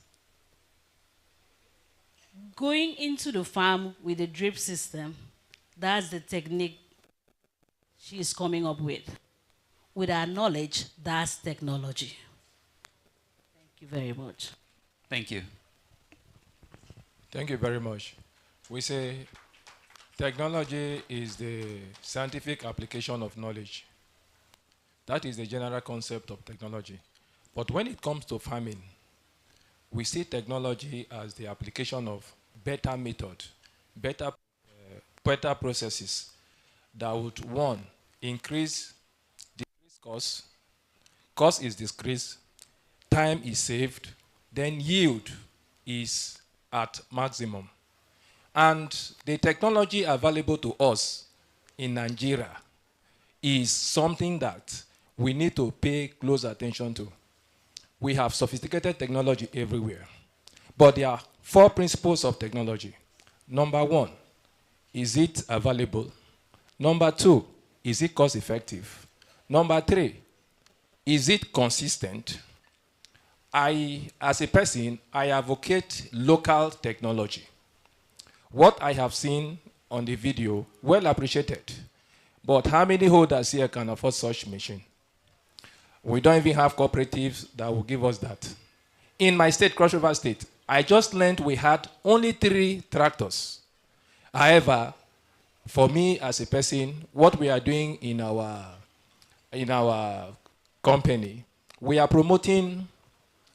trying to encourage traditional farmers and also include non-traditional farmers into better production processes.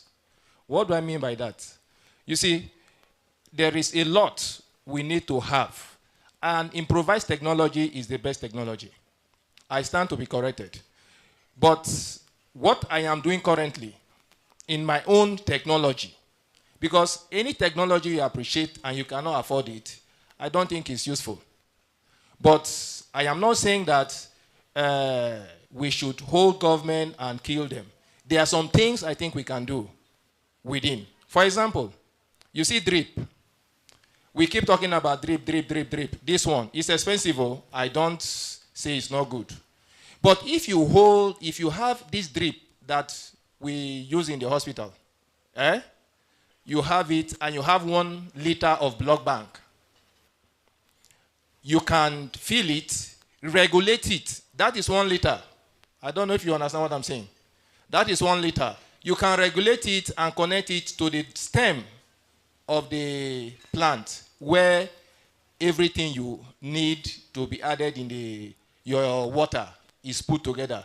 What I mean is that instead of using your hose to pour water, When the ground is strong, when there's much heat, water hardly gets into the soil. So when you pour water or you make irrigation by using your hand or the hose, the water doesn't get to the plant. But this drip system, if you allow the drip system to come very direct and regulate it, that water may drip for 4 hours. And that 4 hours, you have put 1 liter of water to that plant, which can take you for 2 days. Those are the kind of technology I advocate. This technology of cow dung, I came with cow dung. Cow dung, the urine of cow dung, the feces of cow dung, and the blood, they are very good technology for everything we need for growth. Our soil is highly deficient. With the use of cow dung, 4 liters of cow dung, 4 liters of the urine, with 100 liters of water for diluting, keeping it for 4 days can take an acre of land. And what does it do? The plant receives on the leaf. Firstly, when it is dry season, we suffer from drought. The plants are suffering. We are talking about drought, smart farming, climate change, and the rest.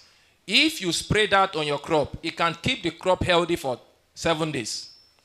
Beyond that, pests cannot lay eggs when you have sufficient cow mixture sprayed on your leaves.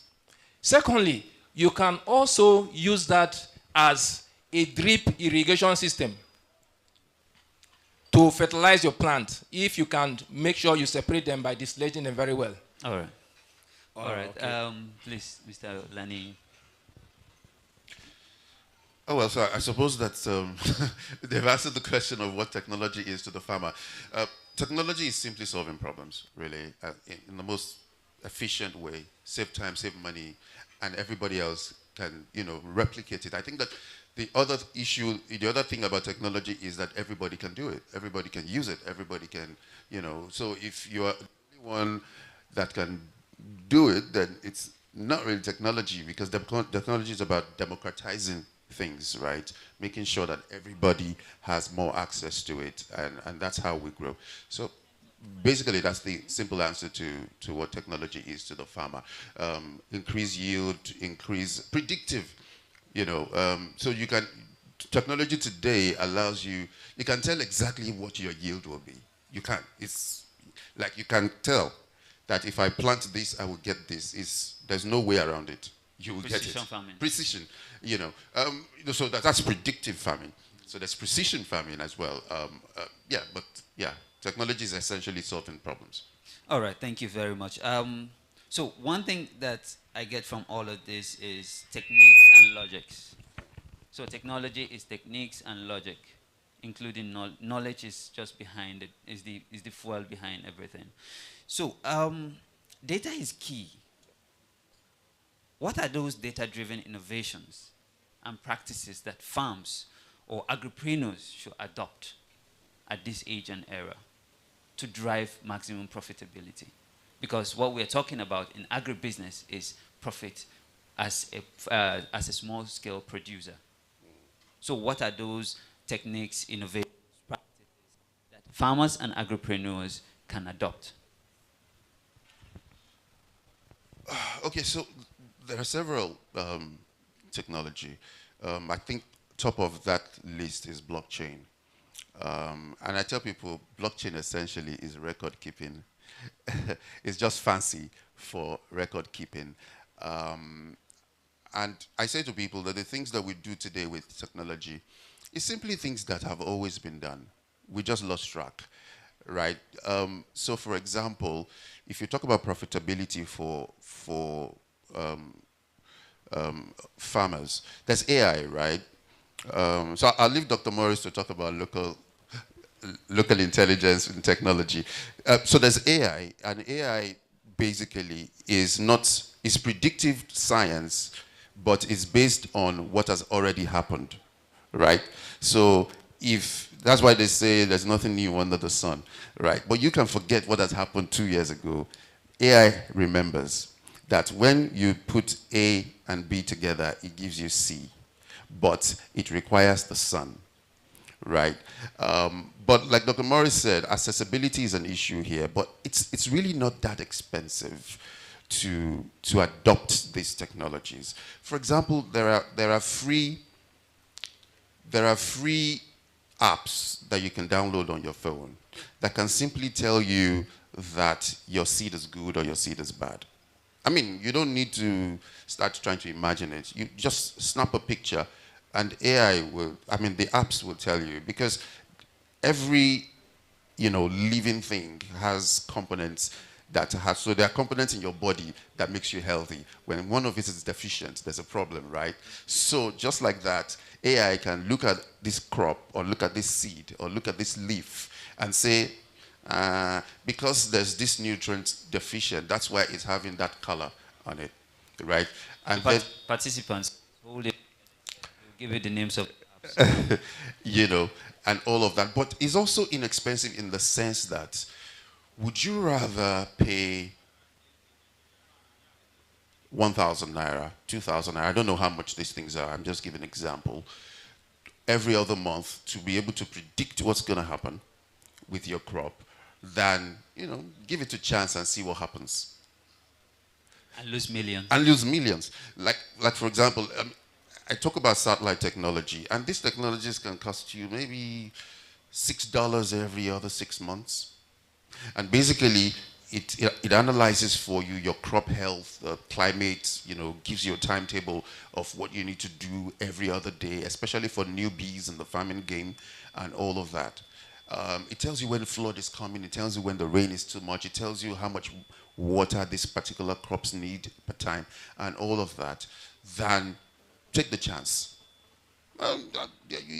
Just take the chance and see, maybe the floods won't come this year by God's grace. Thank you so much. Thank you. Mr. Morris, so you've heard what Mr. Olani said. How do you think is accessible these technologies are for the local farmers, the small-scale producers? Thank you. I did not totally disagree with the use of tech. I accept to a greater extent. But I am looking at it from the point of view. If you say the app technology for agriculture is not expensive. You understand? It's not expensive. That can be done by every farmer. But beyond the app technology that he's advocating, we have other aspects of it that we need farmers to know. Like, I want to share a technology. I want to just say more on organic technology. When I say organic technology, I am trying to tell farmers to reduce costs. The cost of input now is very high. He has been to my farm by God's grace. God is helping me. What I am doing now is the use of cow dung. Cow dung for fertilizer, cow dung for pesticide, cow dung for soil conditioning.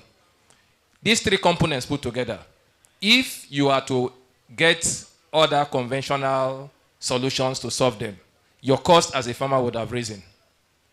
But these are the things I went around searching, I got some, I just dropped them there. The miracle in cow dung for farming, both for vegetables, crop farmers, is too much. And I want us to also see that as a technology. What is a technology? Technology is that there's a science behind what you're doing. That you can, at the end of the day, say, if you add this and this, it will give you this. That is the technology. So that we don't hype technology as what is coming from US and the rest. We have local technologies that will help us. Beyond the government, they are local. Like, for example, ginger and garlic. What it does for farmers could be more than what it does for the health. Ginger and garlic. I have used it. If a corn farmer, you should know about armyworm, stem borer, and the rest. A combination of ginger, garlic, and black pepper. Spray them on that crop. I bet you, as you consistently spray, you see that there is, when you talk about pests, there are some pests that they are contact. If you kill them, just spray, contact. There are some that they are eggs, like whitefly. If you see whitefly, what is dangerous in whitefly is the egg. And most of the things you see, the eggs. So if you have a pest, a pesticide that can deal with the eggs, you are solving most of the problem in the farm. And for farmers here, you know, after cultivation, what you battle with, there are two things. You battle with pest, you battle with disease. And those are the things that owe to give you better quality. If at the end of your farming season or a cycle, your tomato is supposed to be 10 kg, you now find it's 3 kg, or it then has hole or pest, you are going to suffer serious loss. One, post-harvest loss will set in easily because of the damages on the body, on the fruit. And all those things will reduce your yield. You know, the theme of this, our section, is yield, accountability, and efficiency. And efficiency is defined as minimum resources. So that if I have 50 plants of tomato with better use of resources, I can have better harvest than somebody that has 200. So that is where I want us to look at technology that we can, as well as farmers, as you are here, see how you can bring those little things to your farm to reduce your cost. All right. Thank you so much. Back to you. Yes. So you've heard what Olani said and what Maurice said. And both of them looking at it from a perspective. So as a woman and as a farmer and as a tech-savvy person, how do you combine all this?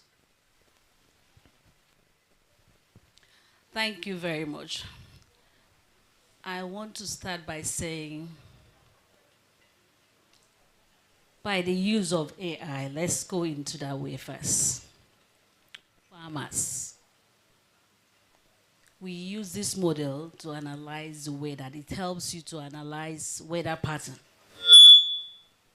For farmers to get prepared or prepare themselves ahead on the adverse conditions.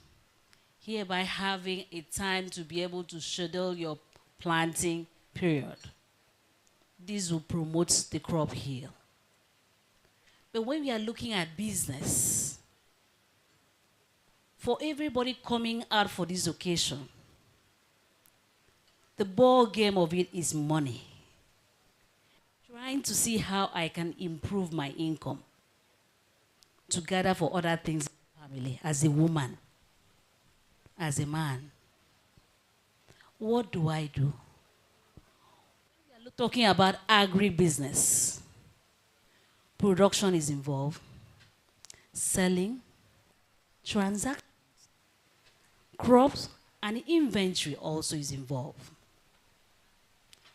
I want to come into the aspect of the inventory. If you do not properly manage what you are doing as a business person, as a farmer, you keep on producing, but at the end of the day, I'm making money. Is it productive? Is it efficient? Can you account for it? Then when I come into automated inventory management system, we all need it as a farmers, as business owners. How efficient is your business? The software or the system will be able to assist you for you to be able to stock your products, for you to be able to sell your products, for you to be able to make profit, to be able to assess the amount you put into the business, the income that comes daily, the income that comes weekly, to be able to check your reports on daily, weekly, monthly, quarterly. And then you compare it to see with your expenditure. Am I making progress in my business? It's not all about selling. It's not all about doing business. I'm selling it in bags. You are selling it in bags. You are selling it wholesale. Are you making gain? That's the ball game. The system will be able to help you in that aspect. This is what you have done. This is what is remaining. And this is what you need to reorder. This is what you need to restock in your farm. But at the same time, restocking your farm, does your customers, does your buyer need it? Do you have demand for it? It's not all about producing As you are producing, do you have people who are going to buy it? Do you have people that wants to pick it up from you? Do they need it now? Do you have demand for it? Or am I just producing it? This is the work of a system. System will be able to tell you, this is the required amount. I'm into fishery. I'm into fish farming. I have products, both the foreign and the local. I was very happy yesterday when they said that local, even the foreign is produced in Nigeria. That's the coppers. But I'm into farming. I'm selling 2mm, I'm selling 4mm blow crown. But at the end of the day, you want to restock. Customers are going in for 2mm. But you see, you go and buy more of 2mm. Oh, that's not what the customers need for the time. After they have picked, as a farmer, and with your system, you should be able to know that the next income product will be 3mm. The system will be able, after a time, to be able to help you check. And with time, you can confirm from your warehouse to know if it tallies with the system. What happened to those who sells retail? Farmers, buyers. You don't just keep selling retail, retailing your products. You don't just keep retailing your products. You are retailing about 5-15 bags of products at the same time. What's the income? What's the profit? You are there managing your business. Probably you are the one keeping the key to the warehouse. But you can't do everything alone. You cannot monitor alone. The system should be able to check that for you. So that is where the IA comes in. Thank you so much. Now you're going into the next final question. The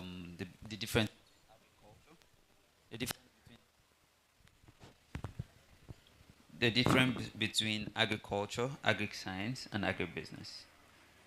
Yes. So agriculture used to be the culture we know. Then it came agri-science, where we started applying knowledge into the agricultural sector. Now we are combining both the culture, the science, to move to agribusiness, to make profit. What are these small technologies that can be applied by farmers? Just give us, in a minute, give us what you think. Thank you. I'll try to see how I can answer that question. When you're talking about agri, you say agri-science and then agribusiness. Agriculture, I want to take us to where we have the farm. That's when we make use of the AI model when I talked about climate prediction. Farmers should be able to predict, to know when it's properly. What the AI does is to analyze weather pattern, helping the farmers to prepare for their planting schedule on the agri sector. Then come about to talk about agri-science, science that has to do in agriculture. I want to point out what my colleague said over there. I will put it this way, that's the automated irrigation system. Yes. Where you have the AI algorithm optimizing irrigation. This is a real-time adjustment where you have water delivery. Crops take a required amount of water, helping crop yields. And when you're talking about agribusiness, I have just said that it encapsulates a lot. Production, selling, making your own inventory system, crop yields, pest control, even transactions. Sometimes you get to the farm, or you get to the business or back market, or sometimes you want to pick a small thing like crayfish, which everybody uses. At the end of the day, you want to make money, payment. The next thing you hear the lady say, I don't use POS. Please, can you get money somewhere? I think technology has come this far that every business, probably we are here, we can go back and enlighten our mothers, our own sisters, our own friends. When I hear such a comment and someone tells me, please ma, I cannot get money. I cannot make transfer. I don't have a POS. I say, which wall are we in? Even if you go by, the complaint they give is that when I'm going to buy the crayfish, they don't need transfer. But you can make a transfer at the end of the day. That means POS is required. A simple machine as a POS, every farmer, every business owner should, for you to be productive in your business and for you to be efficient. That's the thank you. So, Mr. Morris, you've had a question. The difference between agri-science, agriculture, agri-science, and agribusiness, and what are those small techniques or technologies that can be implemented by farmers? Thank you so much. Thank you so much. Okay, what I want to see as the difference across the three concepts you have just mentioned is what is at stake. By what is at stake, I mean, if you say agriculture, agriculture is just the act of growing. A less effort is at stake. If you say agricultural science is the level at which technology is applied to it, at that level, we are looking at learning what I learned in agricultural science in the primary school, the secondary school, is another level of knowledge or just to equip me. But if we say agribusiness from my own concept should be collapsing agriculture, collapsing agricultural science, mix them together and make an intentional effort to do business. By that, I mean something is at stake. When it comes to agribusiness, a lot is at stake. Production is at stake. Processing is at stake. Marketing is at stake. At that level, what is involved is great. To say, if I am entering into agribusiness, my approach to doing the business should be different from somebody that is doing agriculture. My processes will be different. The technology to apply will be different. I will be more proactive because I don't want to fail. But somebody that is just making an agricultural practice, you can just take it, some at tertiary, at higher institutions, you just try to do some random sampling, do a small farm. I don't know if you understand. You do a small farm and see the result. Research directed. You understand? But when we talk about agro-business, you are bringing the research into commercialization. When we talk about agri-science, agriculture, one thing about agriculture is that it is a pattern of life that supports growth. That I must grow to eat at that level of food. So, then they say we upgrade science. Let us learn how to combine, apply fertilizer, then. But when we talk about agribusiness, we are trying to say this is business. We should apply as much energy, technology, and money to make sure something comes out that will be for the individual, for the society, and for the business. Being intentional. Thank you. Mr. Olani. Okay, so I think that agriculture, agri-science, all needs to take a cue from agribusiness. Because at the end of the day, you're not going to eat everything you produce, whether it's animal or crop. And if you don't understand what the need of the market is, you are just playing, to be frank. So for example, Nigeria does not do well in exports for agricultural produce, especially food products, because we do not pay attention to the science of the science that the market requires. So you find that in some of our crops are outrightly banned, like beans, for example. There's too much chemicals in it. You know, because we are so obsessed with fertilizers and, you know, pesticides and all of that. And that's where technology comes in. Because the technology, therefore, helps you ascertain how much do you really need to apply to what, when. Right, and that's how we hit profitability. Because you've seen pests or you hear that there's pests. For example, people farm today, and I suppose that's the culture, without really, and I think somebody mentioned it, without testing the soil. Because not all soils can do all things.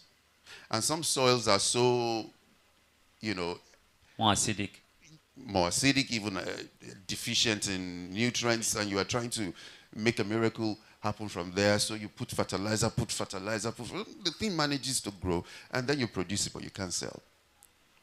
Well, you can sell in the local market because really nobody really checks, you know, quality and all that. But if you want to do business and you want to make real money, then you need to watch all these things, and that's where technology comes in. That's where precision farming comes in. And I want to speak to accessibility, but before I round up. So for you to successfully do business in agriculture today, I mean, not in 1950, today, you must be very aware of the market requirements as far as the science and the culture goes. So the kind of things that they want in the UAE, for example, is totally different from the same product, but the kind of levels of whatever else that they require in the EU or in the US. So as an agripreneur, you have to have an understanding of all of this, which is the real reason why you fail or succeed, except you want to do, you know, in a local market where nobody really checks what people consume. But believe it or not, people are even more concerned about what they consume now, right? So they consume it today, is doing their body bala blue, they're already shoving it off. They will not come back to you to buy. And that's it. They might not tell you why, but you're wondering, these people bought today, they're not buying tomorrow, because it's not really working, right? So all of this put together helps you succeed. Now, the technologies that you need are right there. It's AI, it's precision. And yes, I understand that some of these things might seem big, and which is why we keep advocating for people to work together. So if you have 50 people cultivating 50 hectares of cassava, for example, or 100 hectares of cassava, for example, then you can all come together and share the cost of using, for example, a drone to, you know, either spraying or monitoring your farm. So suppose the drone service costs 300,000. That means 50 of you can share that 300,000. I promise you, what you can gain from your really big 2 hectares of farm cannot be compared to what all of you can gain from 50 hectares of farm. You cannot do, the maths don't add up, right? So we advocate for people to work together so that you can have access to these things and do it better. If you are worrying your head about, so you have 20 hectares. The owner of the tractor is wondering, 20 hectares, it's too small for my tractor to handle in one day. I can do this in 2 hours, and the money is not good enough. But all of you together have 500 hectares. And then you tell the tractor, come and run this thing for us, and then we can pay, you can all gather together and do 1 million, right? What you will achieve, the results you will achieve. So if you keep looking at the money and take your eyes off the value, you miss the value that technology brings and the possibilities that you can achieve. So if you're doing 10%, technology can give you 1,000% without raising a sweat. So from what you're saying is growing together brings accessibility to technology. Absolutely. Look, the West grew on agriculture, right? I don't even want to go into the history of it. But all of their wealth, everything came from agriculture. Of course, cheap labor from Africa and all that. But all of it is agriculture. And it was not silos. You need to understand. They didn't grow wealthy by doing things in silos. So my father has a farm, don't come near me. Your father, they were cooperating, building massive farming, settlements on whole countries, on whole land that became countries today, Haiti, Jamaica, you can go on and on and on. Whole countries were farms for some people. You get what I mean? So we need to learn as Africans, especially black people, to collaborate. Because if we do not collaborate, we will never be able to enter that dynamics that technology provides. Thank you so much. So before we move on to the last thing, there's an announcement. A Toyota Matrix Silver parked outside is blocking someone. Plate number FKJ731FC. Please go to the car and repark. Thank you. Let's take questions from the audience. Just 2 questions. Questions? All right. And any other question? All right. Well, okay. 2. All right. Then we'll take the questions and we wrap up.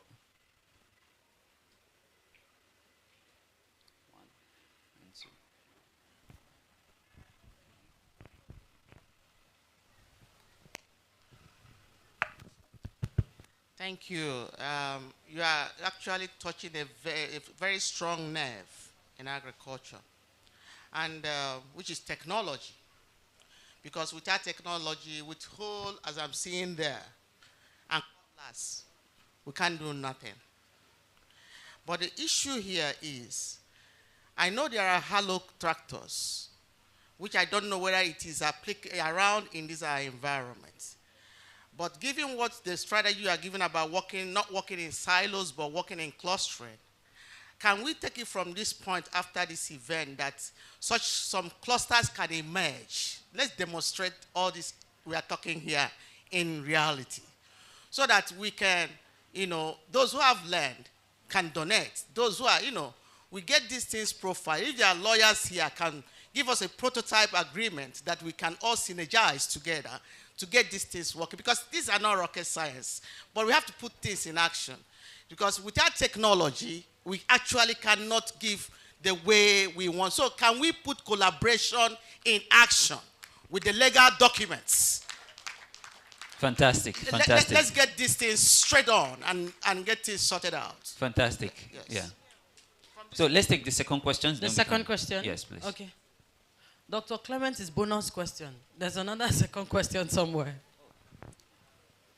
I actually don't want to ask a question, but I'm excited with what I'm hearing.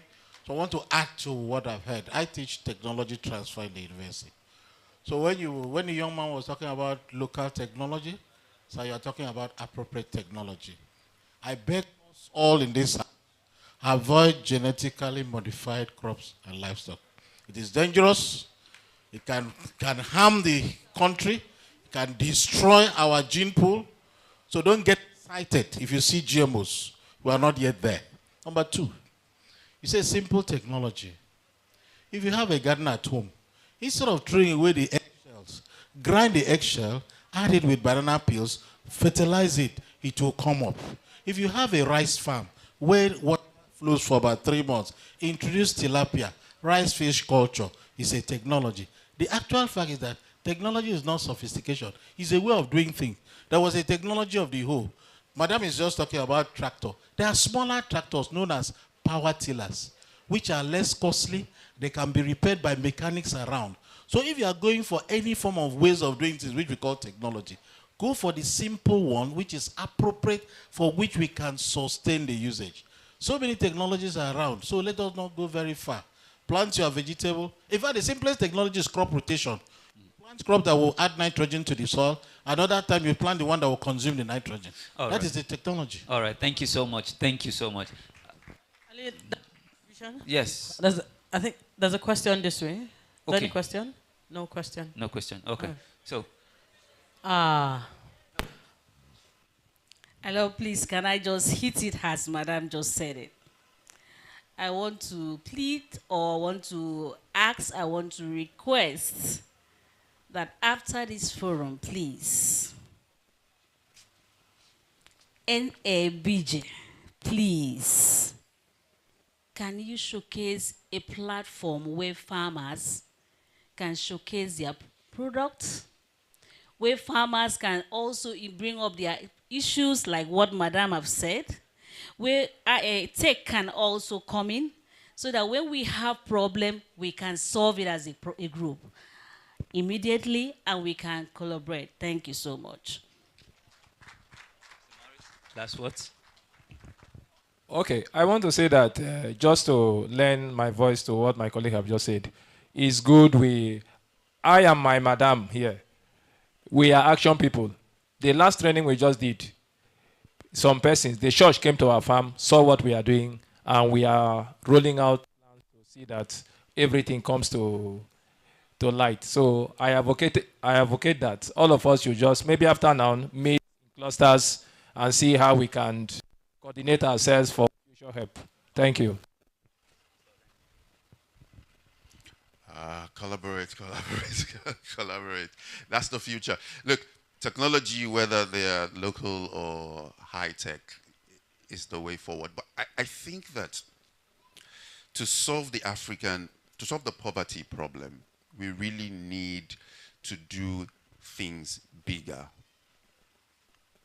We cannot solve the poverty problem in Africa by doing smallholder farms, right?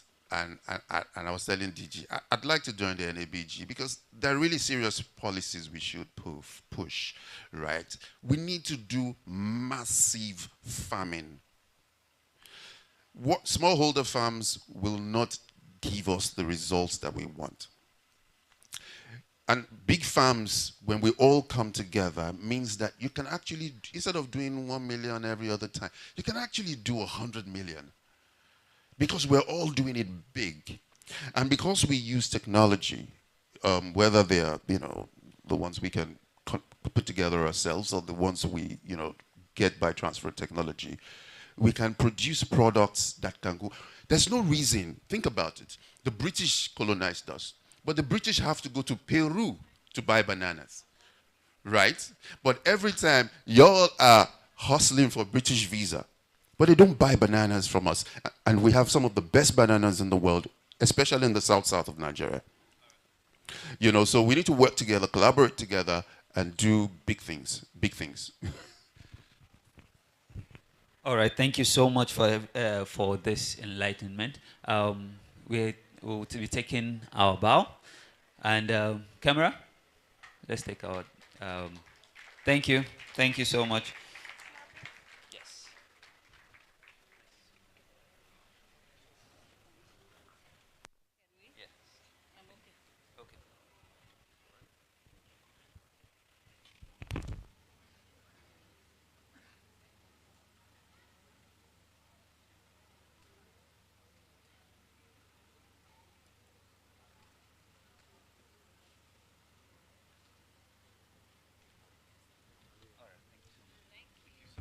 All right, thank you.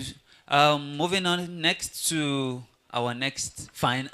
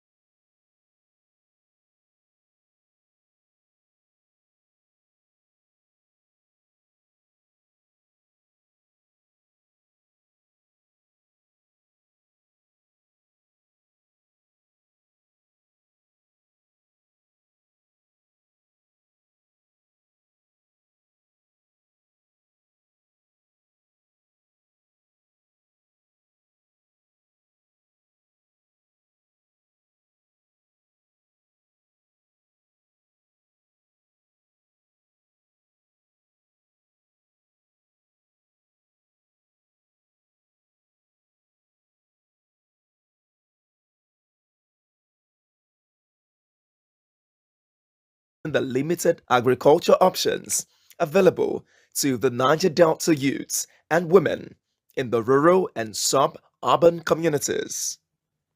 The partnership is also aimed at improving the livelihood of Niger Delta youths and women and help them live a better life amidst a devastated environment caused by long years of oil exploration by multinational companies.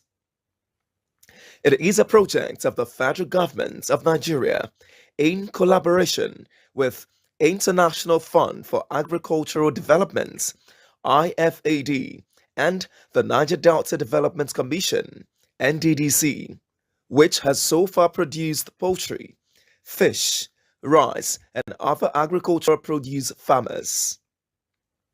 The program, which has taken many youths and women off the streets and crime, incorporates community-based agribusiness alongside its value chain to generate job and wealth for the vulnerable unemployed youths and women in the Niger Delta communities.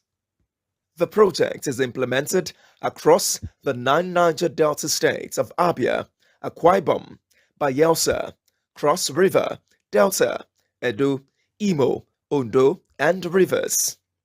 It engaged over 25,500 youths and women, as well as 600 established and potential enterprise incubators. Beneficiaries were youths between the age brackets of 18 and 35. Some of the beneficiaries share their experiences and express appreciation. Wayfarc Life ND, I want to thank them very well for the assistance that assisted me, not only me, I and my family. Some people come here to learn more, to see and view, and it's a joy. So I'm thanking them very much. First pond I did through Wayfarc Life ND was a success. I had a good harvest, and we reintroduced the money into another cycle, and I think by the end of the month we'll be harvesting them. Ending of this month we'll be harvesting them also. And for me, I would love to say Wayfarc Life ND really exposed me to a whole new ball game as regard aquaculture. Life ND community beneficiaries were identified, trained, and supported in different segments of agriculture along the entire value chain, which includes access to affordable agricultural inputs for sustainable production, processing, packaging, and markets. The project develops youths and women to be skilled using the incubator model pilots, where successful rural agribusinesses are groomed to mentor other youths to produce higher numbers. I was trained on processing of oil palm fruits. The Life ND project supported me with working capital. Ever since then, I've been doing my business. I've done like 2 circles, been going well, and I've been making profits. I was trained on poultry production. I was supported with a working capital of 1,100,616 naira. Now I have owned my own business. I'm living a better life. I was trained on cassava production, a special species that is called 419. I'm happy, proud of Life ND. My children are now going to school. The project also addresses the age-long culture of gender gap in access to land, productive assets, technology, and finance by women. The project seeks to have a 50% female participation rate. No fewer than 38,250 Niger Delta youths and women now own agribusinesses, generating employment and creating wealth.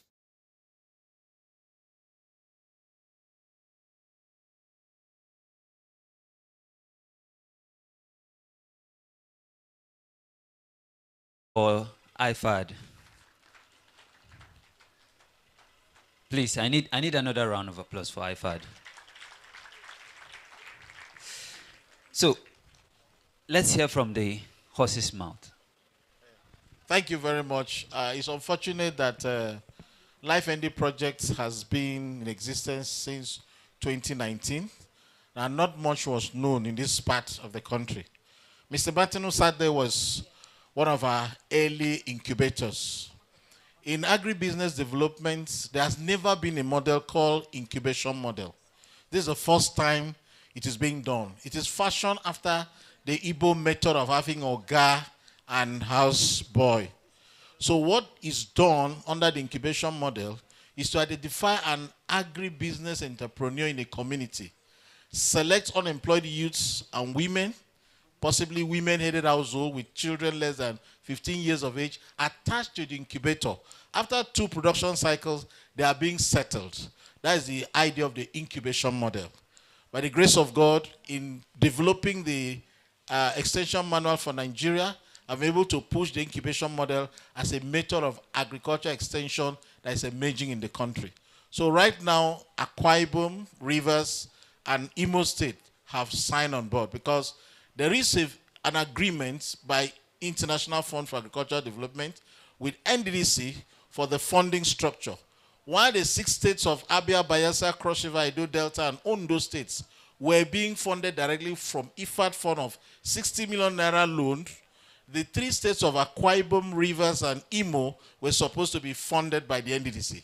Unfortunately, there was no action from the NDDC until recently when the funding was released. So which is why it looks strange. But wherever you see incubation model in agriculture, this is the first time it's being implemented in Nigeria. So that's why it is called Life ND, Livelihood Improvement Family Enterprises, Niger Delta.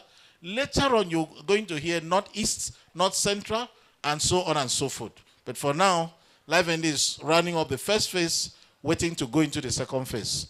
More than 23,000 youths have been empowered in different agricultural value chain based on the comparative advantage of the commodity in that state. One of the things I push is that 5% of the beneficiaries are persons living with disability, 20% are female-headed household, while the 30% are youth who are women and men. That is just a brief. Thank you very much. Wonderful, wonderful. Another round of applause for IFAD. All right, before we hand it over to Ekaite Bonanza, a word of encouragement from Dr. Anefiok. I think it is important for me to encourage my people because I'm a South-South woman.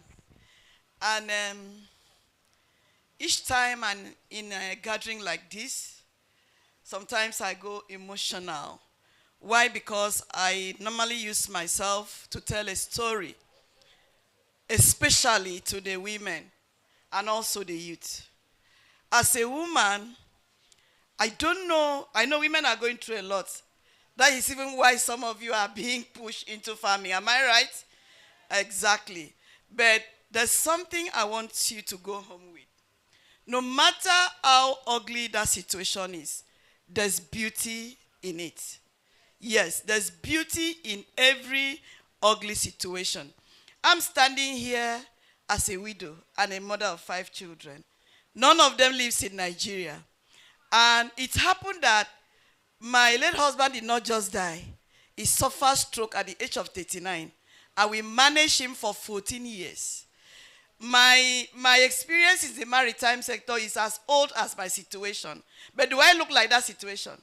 I don't look like that ugly situation, right? That is because I choose to be intentional about my own purpose and pursuit in life. I want to encourage you. What is that thing you are doing? Are you processing Gary? Make it so intentional. Stay focused and pursue it. You know, because of my own situation, that is what motivated me to go into humanitarian, to see how I can help women, help children, lift them out of poverty. See, nobody will genuinely give to you and see that you utilize that thing to be bigger than them. That is the truth. Forget about, program for women, program for widow, program for the fatherless is a lie from the pit of hell. They just want to give you what you will eat at the moment. They don't want to see that you eat, reserve, and grow after that. That is the truth. Except what you are, out to do for yourself and your children. That's what I have been doing. And with that, we created a platform we call Focus Trade Diversity. So that whatever business you want to do, we can train you, we can guide you, we can, also help you to sell your product. We have people representing that platform, about 8 different countries in the world. We have members. And we are trying to see how we can create what we call a logistic park. You see me chatting here with my commissioner. I want to sell it to my state anywhere. And if we can come together, and sell it to the NDDC, that logistic park is like a one-stop shop by which no matter the product you have, you don't need to struggle about getting your own equipment. Go there, process. Also help you to sell, or you can sell it by yourself. We have also trailers or vehicles that can move your product from farm gate to anywhere in the country, and also discuss with shipping lines and also aircraft that can send it to anywhere in the world. So that is what we've been doing, and by the grace of God, you're not just going to end. As you're going home, tell God thank you that you were in this program. I sincerely appreciate, the NABG, and I know that with what they are doing, we can take it off from there. They will not come back to carry you and say, let's go to the farm and let me show you how to plant. But we are here for you. We can guide you. We can go in an extra mile with you. Niyi here and Dr. Mori, we've already started doing that. We were in churches. Honestly, it's as sensational as that. I even went to primary school to train children on trade development. From the grassroots. We are going into churches, is purely humanitarian. My trade hub is the only one that you will not pay money to be a member. We are not asking you for your 1 naira, but just come there with intention to market your product. Don't come there to scan people or send people to invite them for your parents' burial or your wedding. Come there to trade. God bless you. Another round of applause for her. So, if is there any institutions that are here? So research institutions, apart from IFAD. All right, quickly, let me give it to Madam here.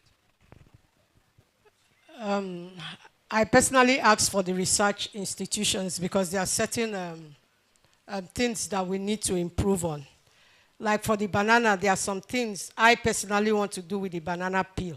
So I'm looking for a research institute that when we sit down and discuss, then we know where we are taking the banana peels from one level to the next level.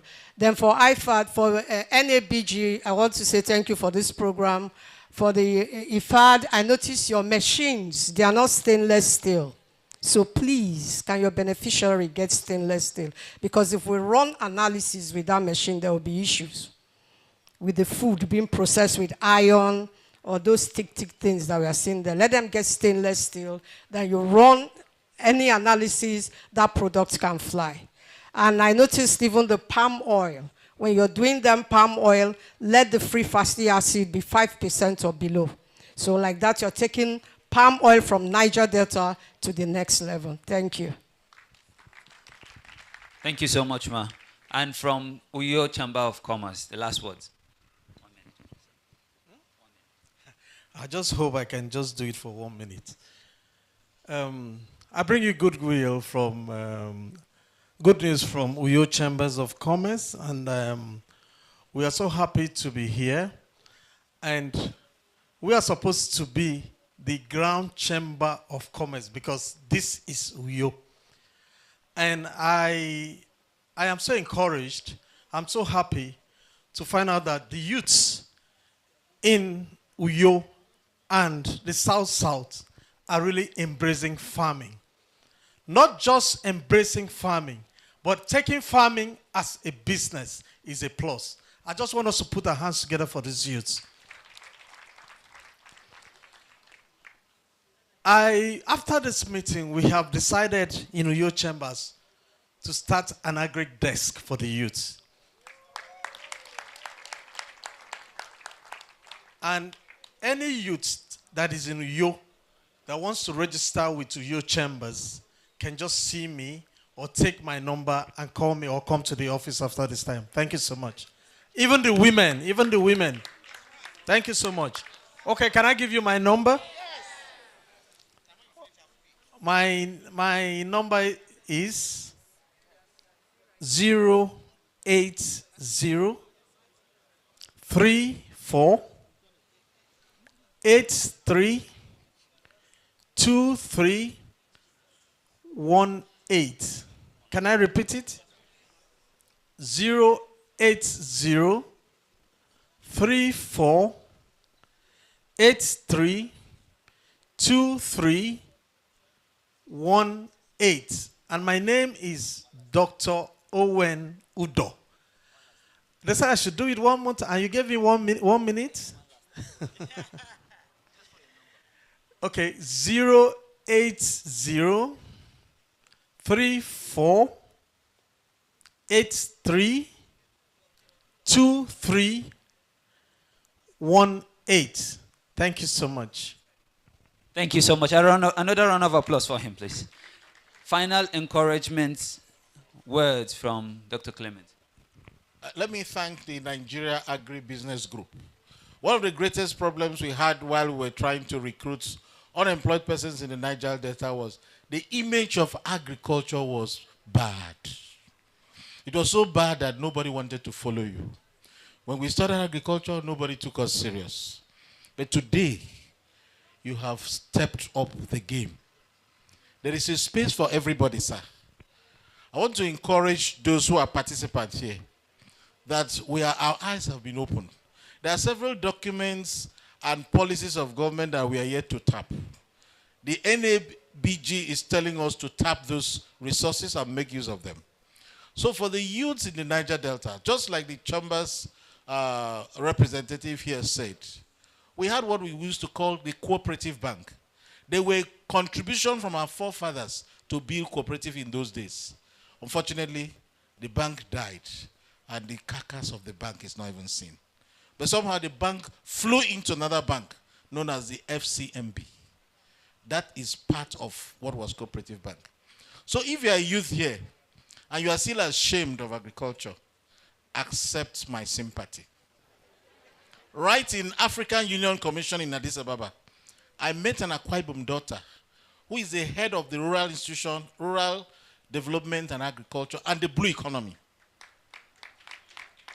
And she's doing well. She earns in dollars, in case you did not hear what I said. She earns in dollars. So please, NAGB, thank you very much for reducing the problem of youth energy being misdirected. The highest number of inmates in correctional centers are youth.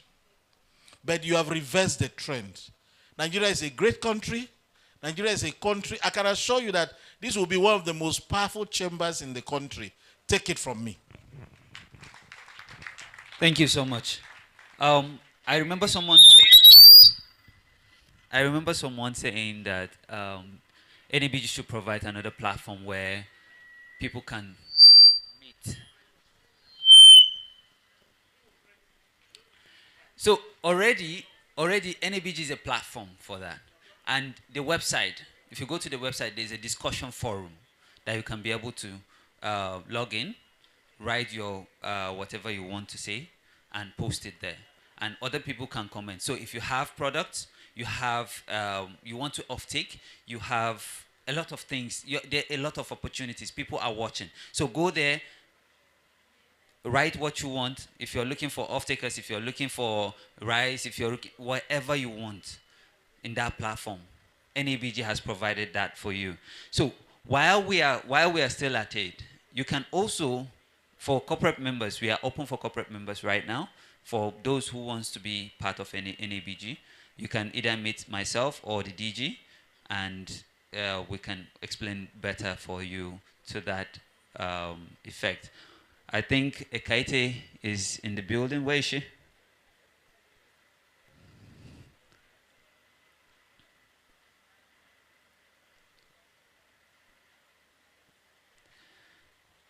So she's ready to fulfill her promise to you all.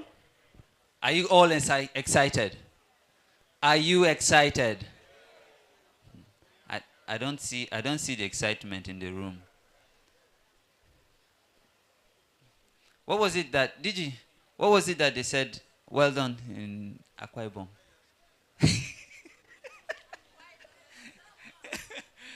Akwa Ibom Isoho. Akwa Ibom Isoho. Akwa Ibom Isoho. But I've forgotten the lady's own. Sorry, again?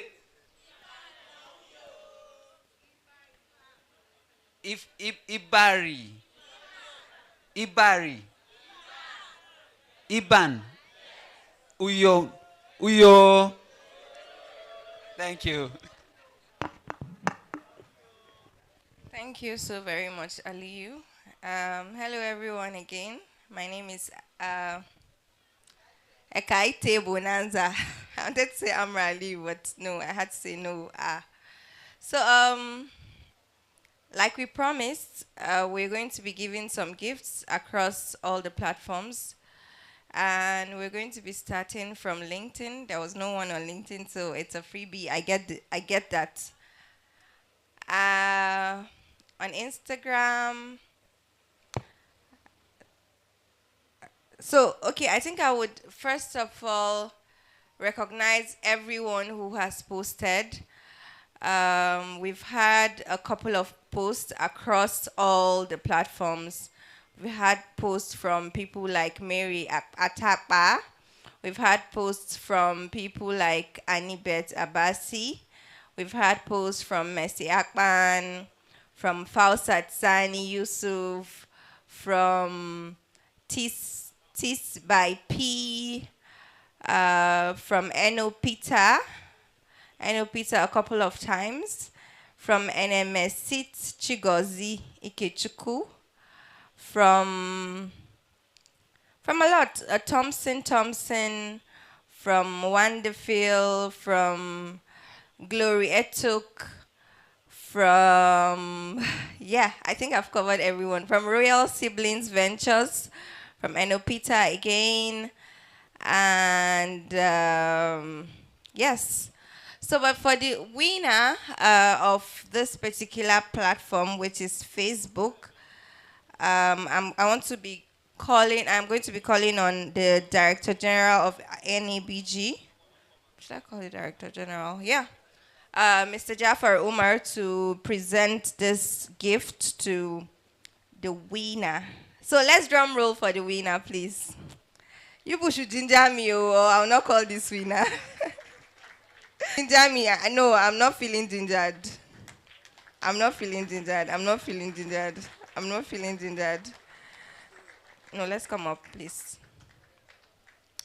So the winner is Judith Bassi. Please, let's clap for her. And I'm very, very happy that she's a young person. And that makes sense, right? Because we're the ones who want to take over social media.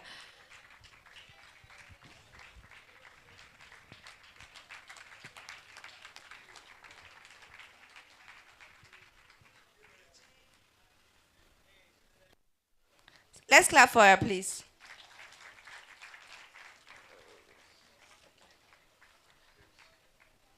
Yes. Okay. Besides Judith Bathy, on Instagram, I want to be calling on, what's her name? Sorry. Izie Manna.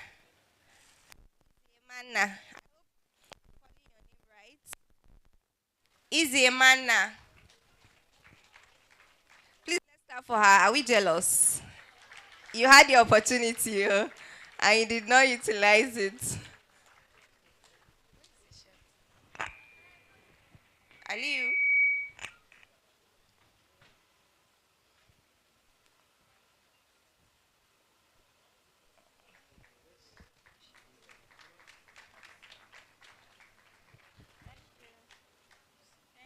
Thank you. DG, thank you very much.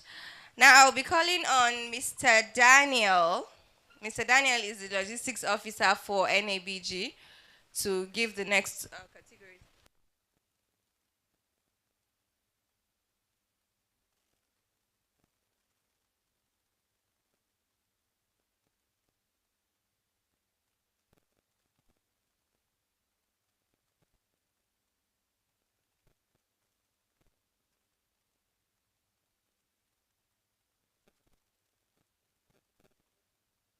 So this time around, to receive this award is, to receive this gift is Enopita.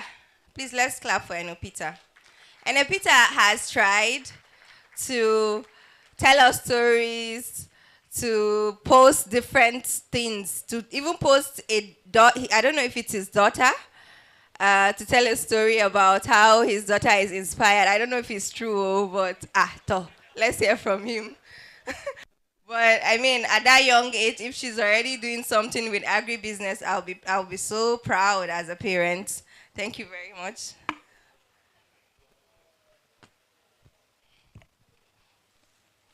Oh, shit. You're welcome. Okay. Yes, please. Is the AG boss here? The AG boss. The AG boss, are you here? Okay, Anibet Abasi. Please, let's clap for him. He's the next person to receive the gift. From this? Okay.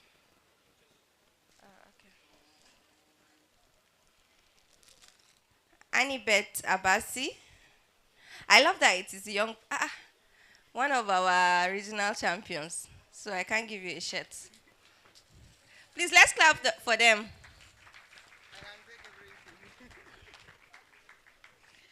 Thank you very much for engaging with us. Please continue to engage with us even beyond this event, because there's so much with NABD, there's so much to get, so much impact, so much, resources, so much to learn. Thank you very much, Daniel. Daniel is the logistics officer for NABG. For the next category, I will be calling on Mr. Yakubu, the finance officer. In case you don't receive your alert, that's the person you're holding by the neck to give you your money. So yeah, Yakubu is going to be presenting the next set of our gifts.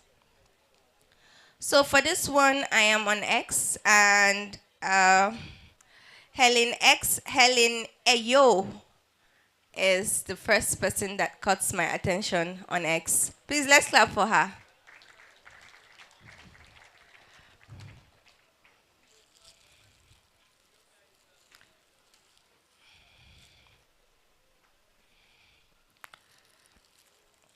Thank you very much for engaging with us.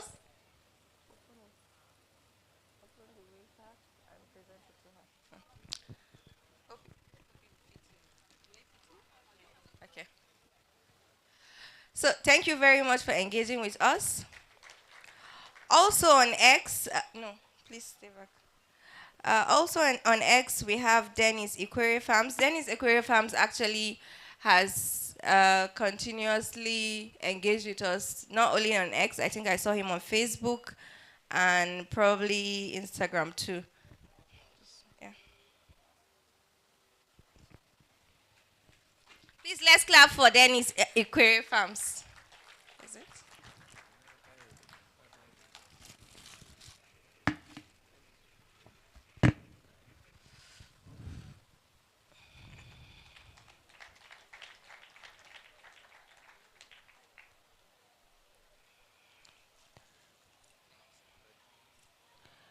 Thank you very much. Up next is Fausat Sani Yusuf. Please, let's clap for her. She has tried. She has actually tried to engage with us too, across board. So, please, let's clap for her. Thank you. Thank you for engaging with us.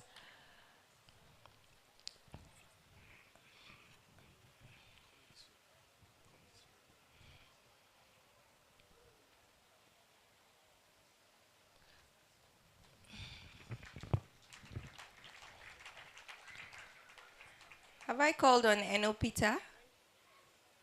I have. Enopita, he has received his gifts. Okay, great. Ikechuku, are you here? Ikechuku Thompson. Okay. Is Ikechukwu here? Okay, yes. Our mommy, Glory Etok. Please, let's clap for her. She really engaged us on Facebook, on Instagram, and quite a number of engagement also. Glory Etok. That'll be the last. Is Glory Etok here? I should collect the gift.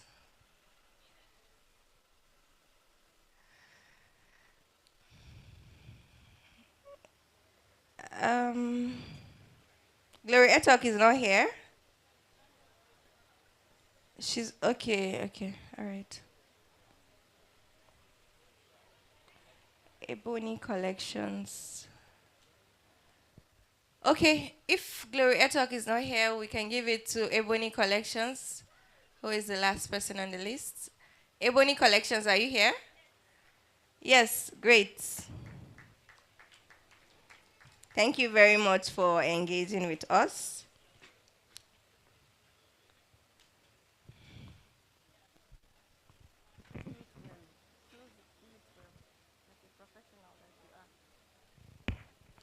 Thank you so very much for engaging with us, and we're very much glad. And I believe that this isn't supposed to be the end.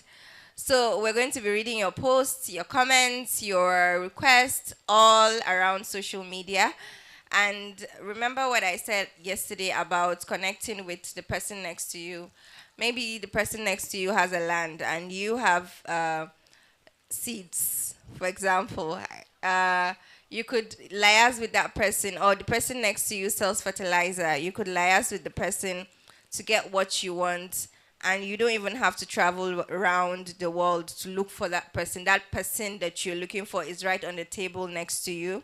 So you should try to connect with that person, collect their Instagram handle if they're on Instagram, their Facebook handles, their their Twitter, or however it is that it's easier for you to connect with other people in this room. You should, because you want to be getting the value that they have to offer, and it goes both ways too. So try as much as possible to engage with NABG, especially.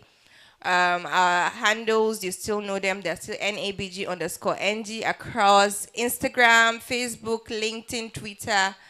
And we have a website also, www.nabg.ng. You can engage with us if you have questions, if you have any concerns. With relates to agribusiness, of course, you can always reach out to say, okay, this is it. You have a venture that you're doing. We're also trying to, spotlight people, young people especially, who are doing amazing things in the world of agribusiness. So if you're doing this amazing thing, or you know someone who is doing something amazing, please reach out to us, tell us your story, and we would be able to, we'll make sure to spotlight what you're doing.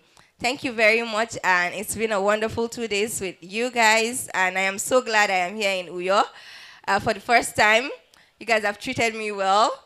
From the daughter of the soil, right? You guys adopted me yesterday, right? Ekaite, Bonanza. Thank you very much. Oh, okay. Someone is selling her book. Doctor, you're selling a book? Yeah, so you have something to sell. Please, by all means, try to connect with other people and get it, right? So thank you very much, and I remain Ekaite Bonanza. Over to you, Aliyu. Goodbye. Thank you so Thank much. you. And you pronounced it very well. Can I have this? Yeah, you can have this. All right. Thank you. So for everybody who still has their exhibition stands outside, don't worry. When we are done here, feel free, you go around and you buy some food stuff. I know there's someone who actually brought fresh tomatoes from her farm. So you would buy, I think it's at a reduced rate or so, about 3.5, also for a bucket. So feel free, buy, shop as much as you can. We have crayfish, palm oil, whatever, just use the stands. And we have books where you can learn logistics and every other thing that Dr. Aniefiok Iton has put down in that cover. Amazing, amazing things at the stands actually, and I encourage each and every one of us to patronize and see some of these things. I know they are amazing. In fact, the look of it, the afang, yeah. How would you come down here and not know how to pronounce afang? Did you eat afang yesterday during lunch? Of course, that was my. That was the very first thing. Yes. Thank you for. Yes. And how was it? Amazing. Yes, Amazing. afang is king. Oh. I agree, 100%. All right. Yeah. Distinguished ladies and gentlemen, farmers, partners, and guests, we sincerely thank you for hanging out with us till our day 2. A round of applause for yourselves. Ali, Another round of applause for all of us. yes. Ali, can you name 4 people you've met here today? Yes, I can actually name 10. 10? Are you serious? Yes. Hey.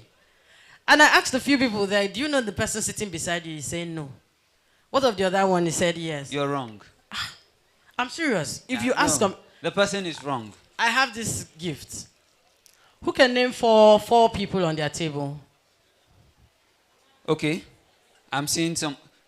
If 4 you can 4 people. No, 4 is too small. Let them pass what I have. 10. 10 people. No, 10. If you can name 10 people you've met here. Okay, let me reduce it to the 5. 5. To name 5 people you've met here. Ah, are you serious? You. Yeah. Good afternoon, everyone. Good afternoon. Thank you, NABC, for this wonderful opportunity. All right. Yeah, by my right here is Mr. Efio. Okay. Yeah, but my left, Daniel Sophia, Patrick Noble, and Mr. The way Akane you are calling them with your surnames, they are your friends that all sat on the same table. I know. I was about saying the same thing. But I think what we should be asking is, what business connection have you made? Fine. How many business connections have you made? Have you made 4 business connections? 4. If you know you've made up to 4 business connections, can you wave your hands up? You've made up to 4. DG, Amazing. this is testimonial. Made up to 4. Who has made more than 4, actually? More than 4. More than 4. We've seen more than 4. Okay. I think the list we should be making here should be 4. Yes. Okay, I've made with you 1. Uh-huh. Mushroom. I've made with mushroom over there, Okay, 2. 2.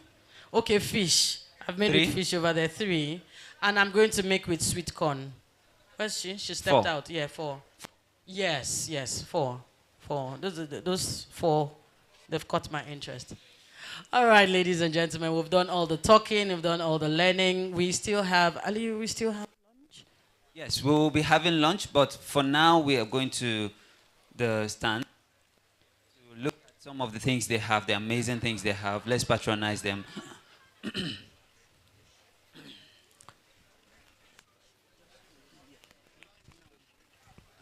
So, for now, we will just move to the stands and see what's there. Please endeavor to patronize them, okay? Please endeavor to patronize everybody, or 1 or 2 persons, even if you can't patronize anybody there. And a reminder that we still have lunch. Please settle down. We'll just close officially. Please settle down. Hello?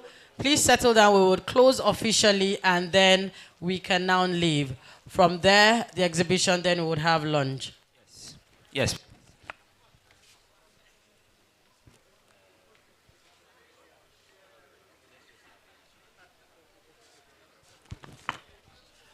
All right, ladies and gentlemen, thank you so much for being warm, receptive, and it has been wonderful being your MC for today. My name is Eileen Etetum Adebayo, and my phone number, because I officially do this as a profession, I'm a professional master of ceremony. My phone number is 0813. I travel everywhere, okay? So I'll come meet you where you are. Just fix the program.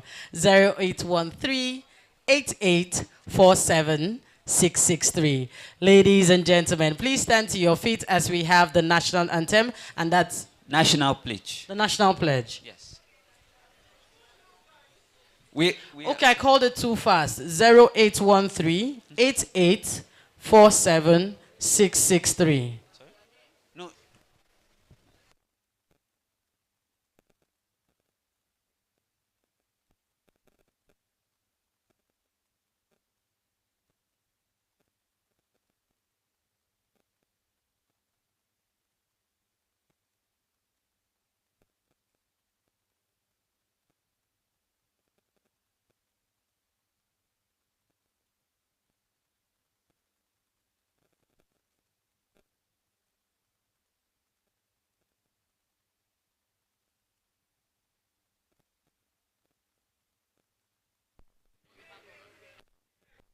All right. On behalf of NABG, we would like to thank you all for coming today, yesterday, today, for the 2 days, putting your time, your energy, and I believe you've all taken a lot.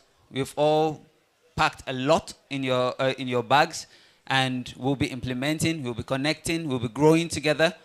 So, on behalf of NABG, we would like to thank you. Please, let's take the national pledge, if we can remember.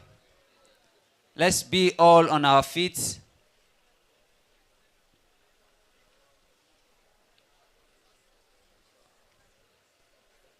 DG, let's all be on our feet to take the national pledge. All right, 1, 2, go. I pledge to Nigeria, my country, to be faithful, loyal, and honest, to serve Nigeria with all my strength, to be faithful and uphold her honor and glory. So help me God. Thank you. A round of applause for all of us. Thank you.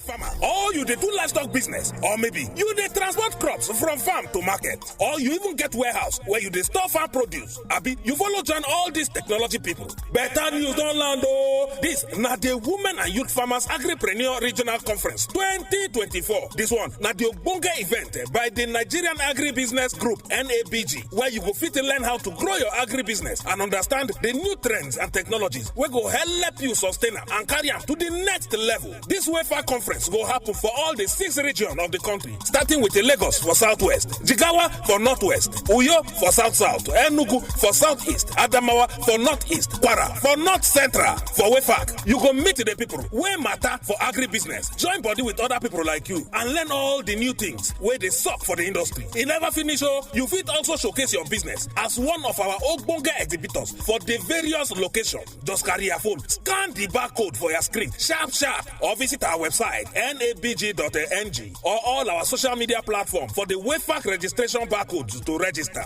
Make you no lose guard oh! Na NABG they organize this one with ogbonge support from Bill and Melinda Gates Foundation.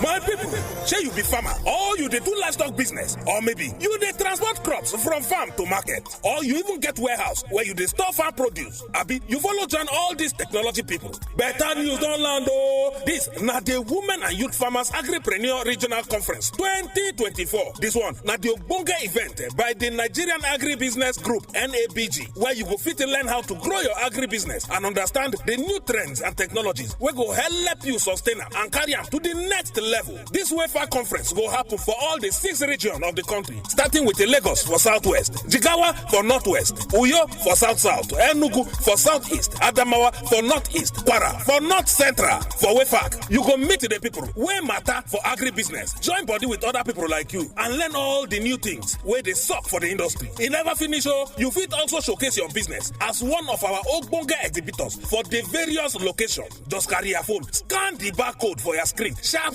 or visit our website nabg.ng or all our social media platforms for the Wayfarc registration barcodes to register. Make you no lose guard oh! Na NABG they organize this one with ogbonge support from Bill and Melinda Gates Foundation.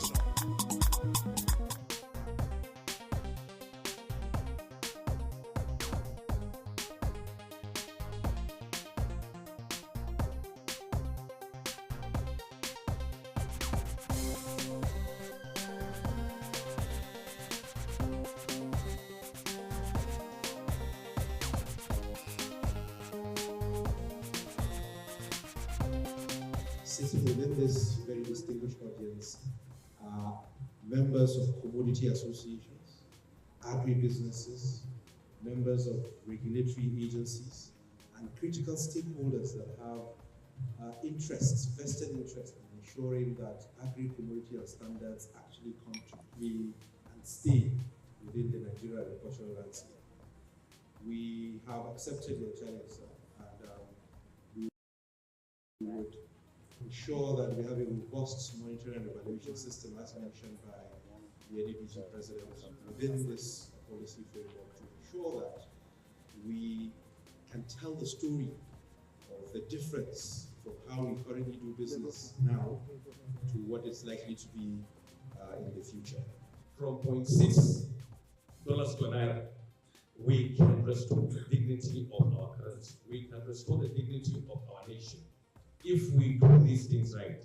So I will ask you to please ask the right questions, challenge the facilitators, tell them that these things used to work, but people, because of their interest, ensured that it worked. And they were not even our government. They were our colonizers. This validation exercise, as you were challenged by the NABG president, please ask questions.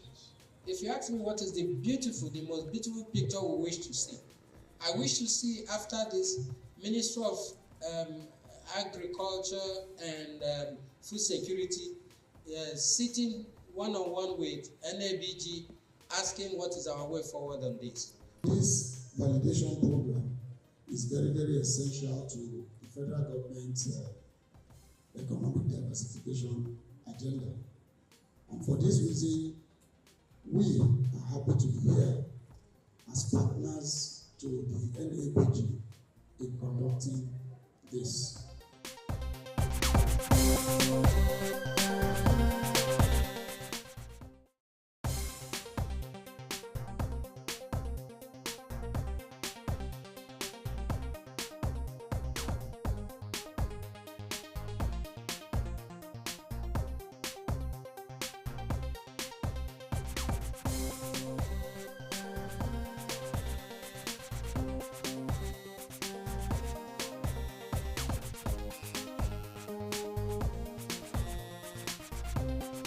Sitting within this very distinguished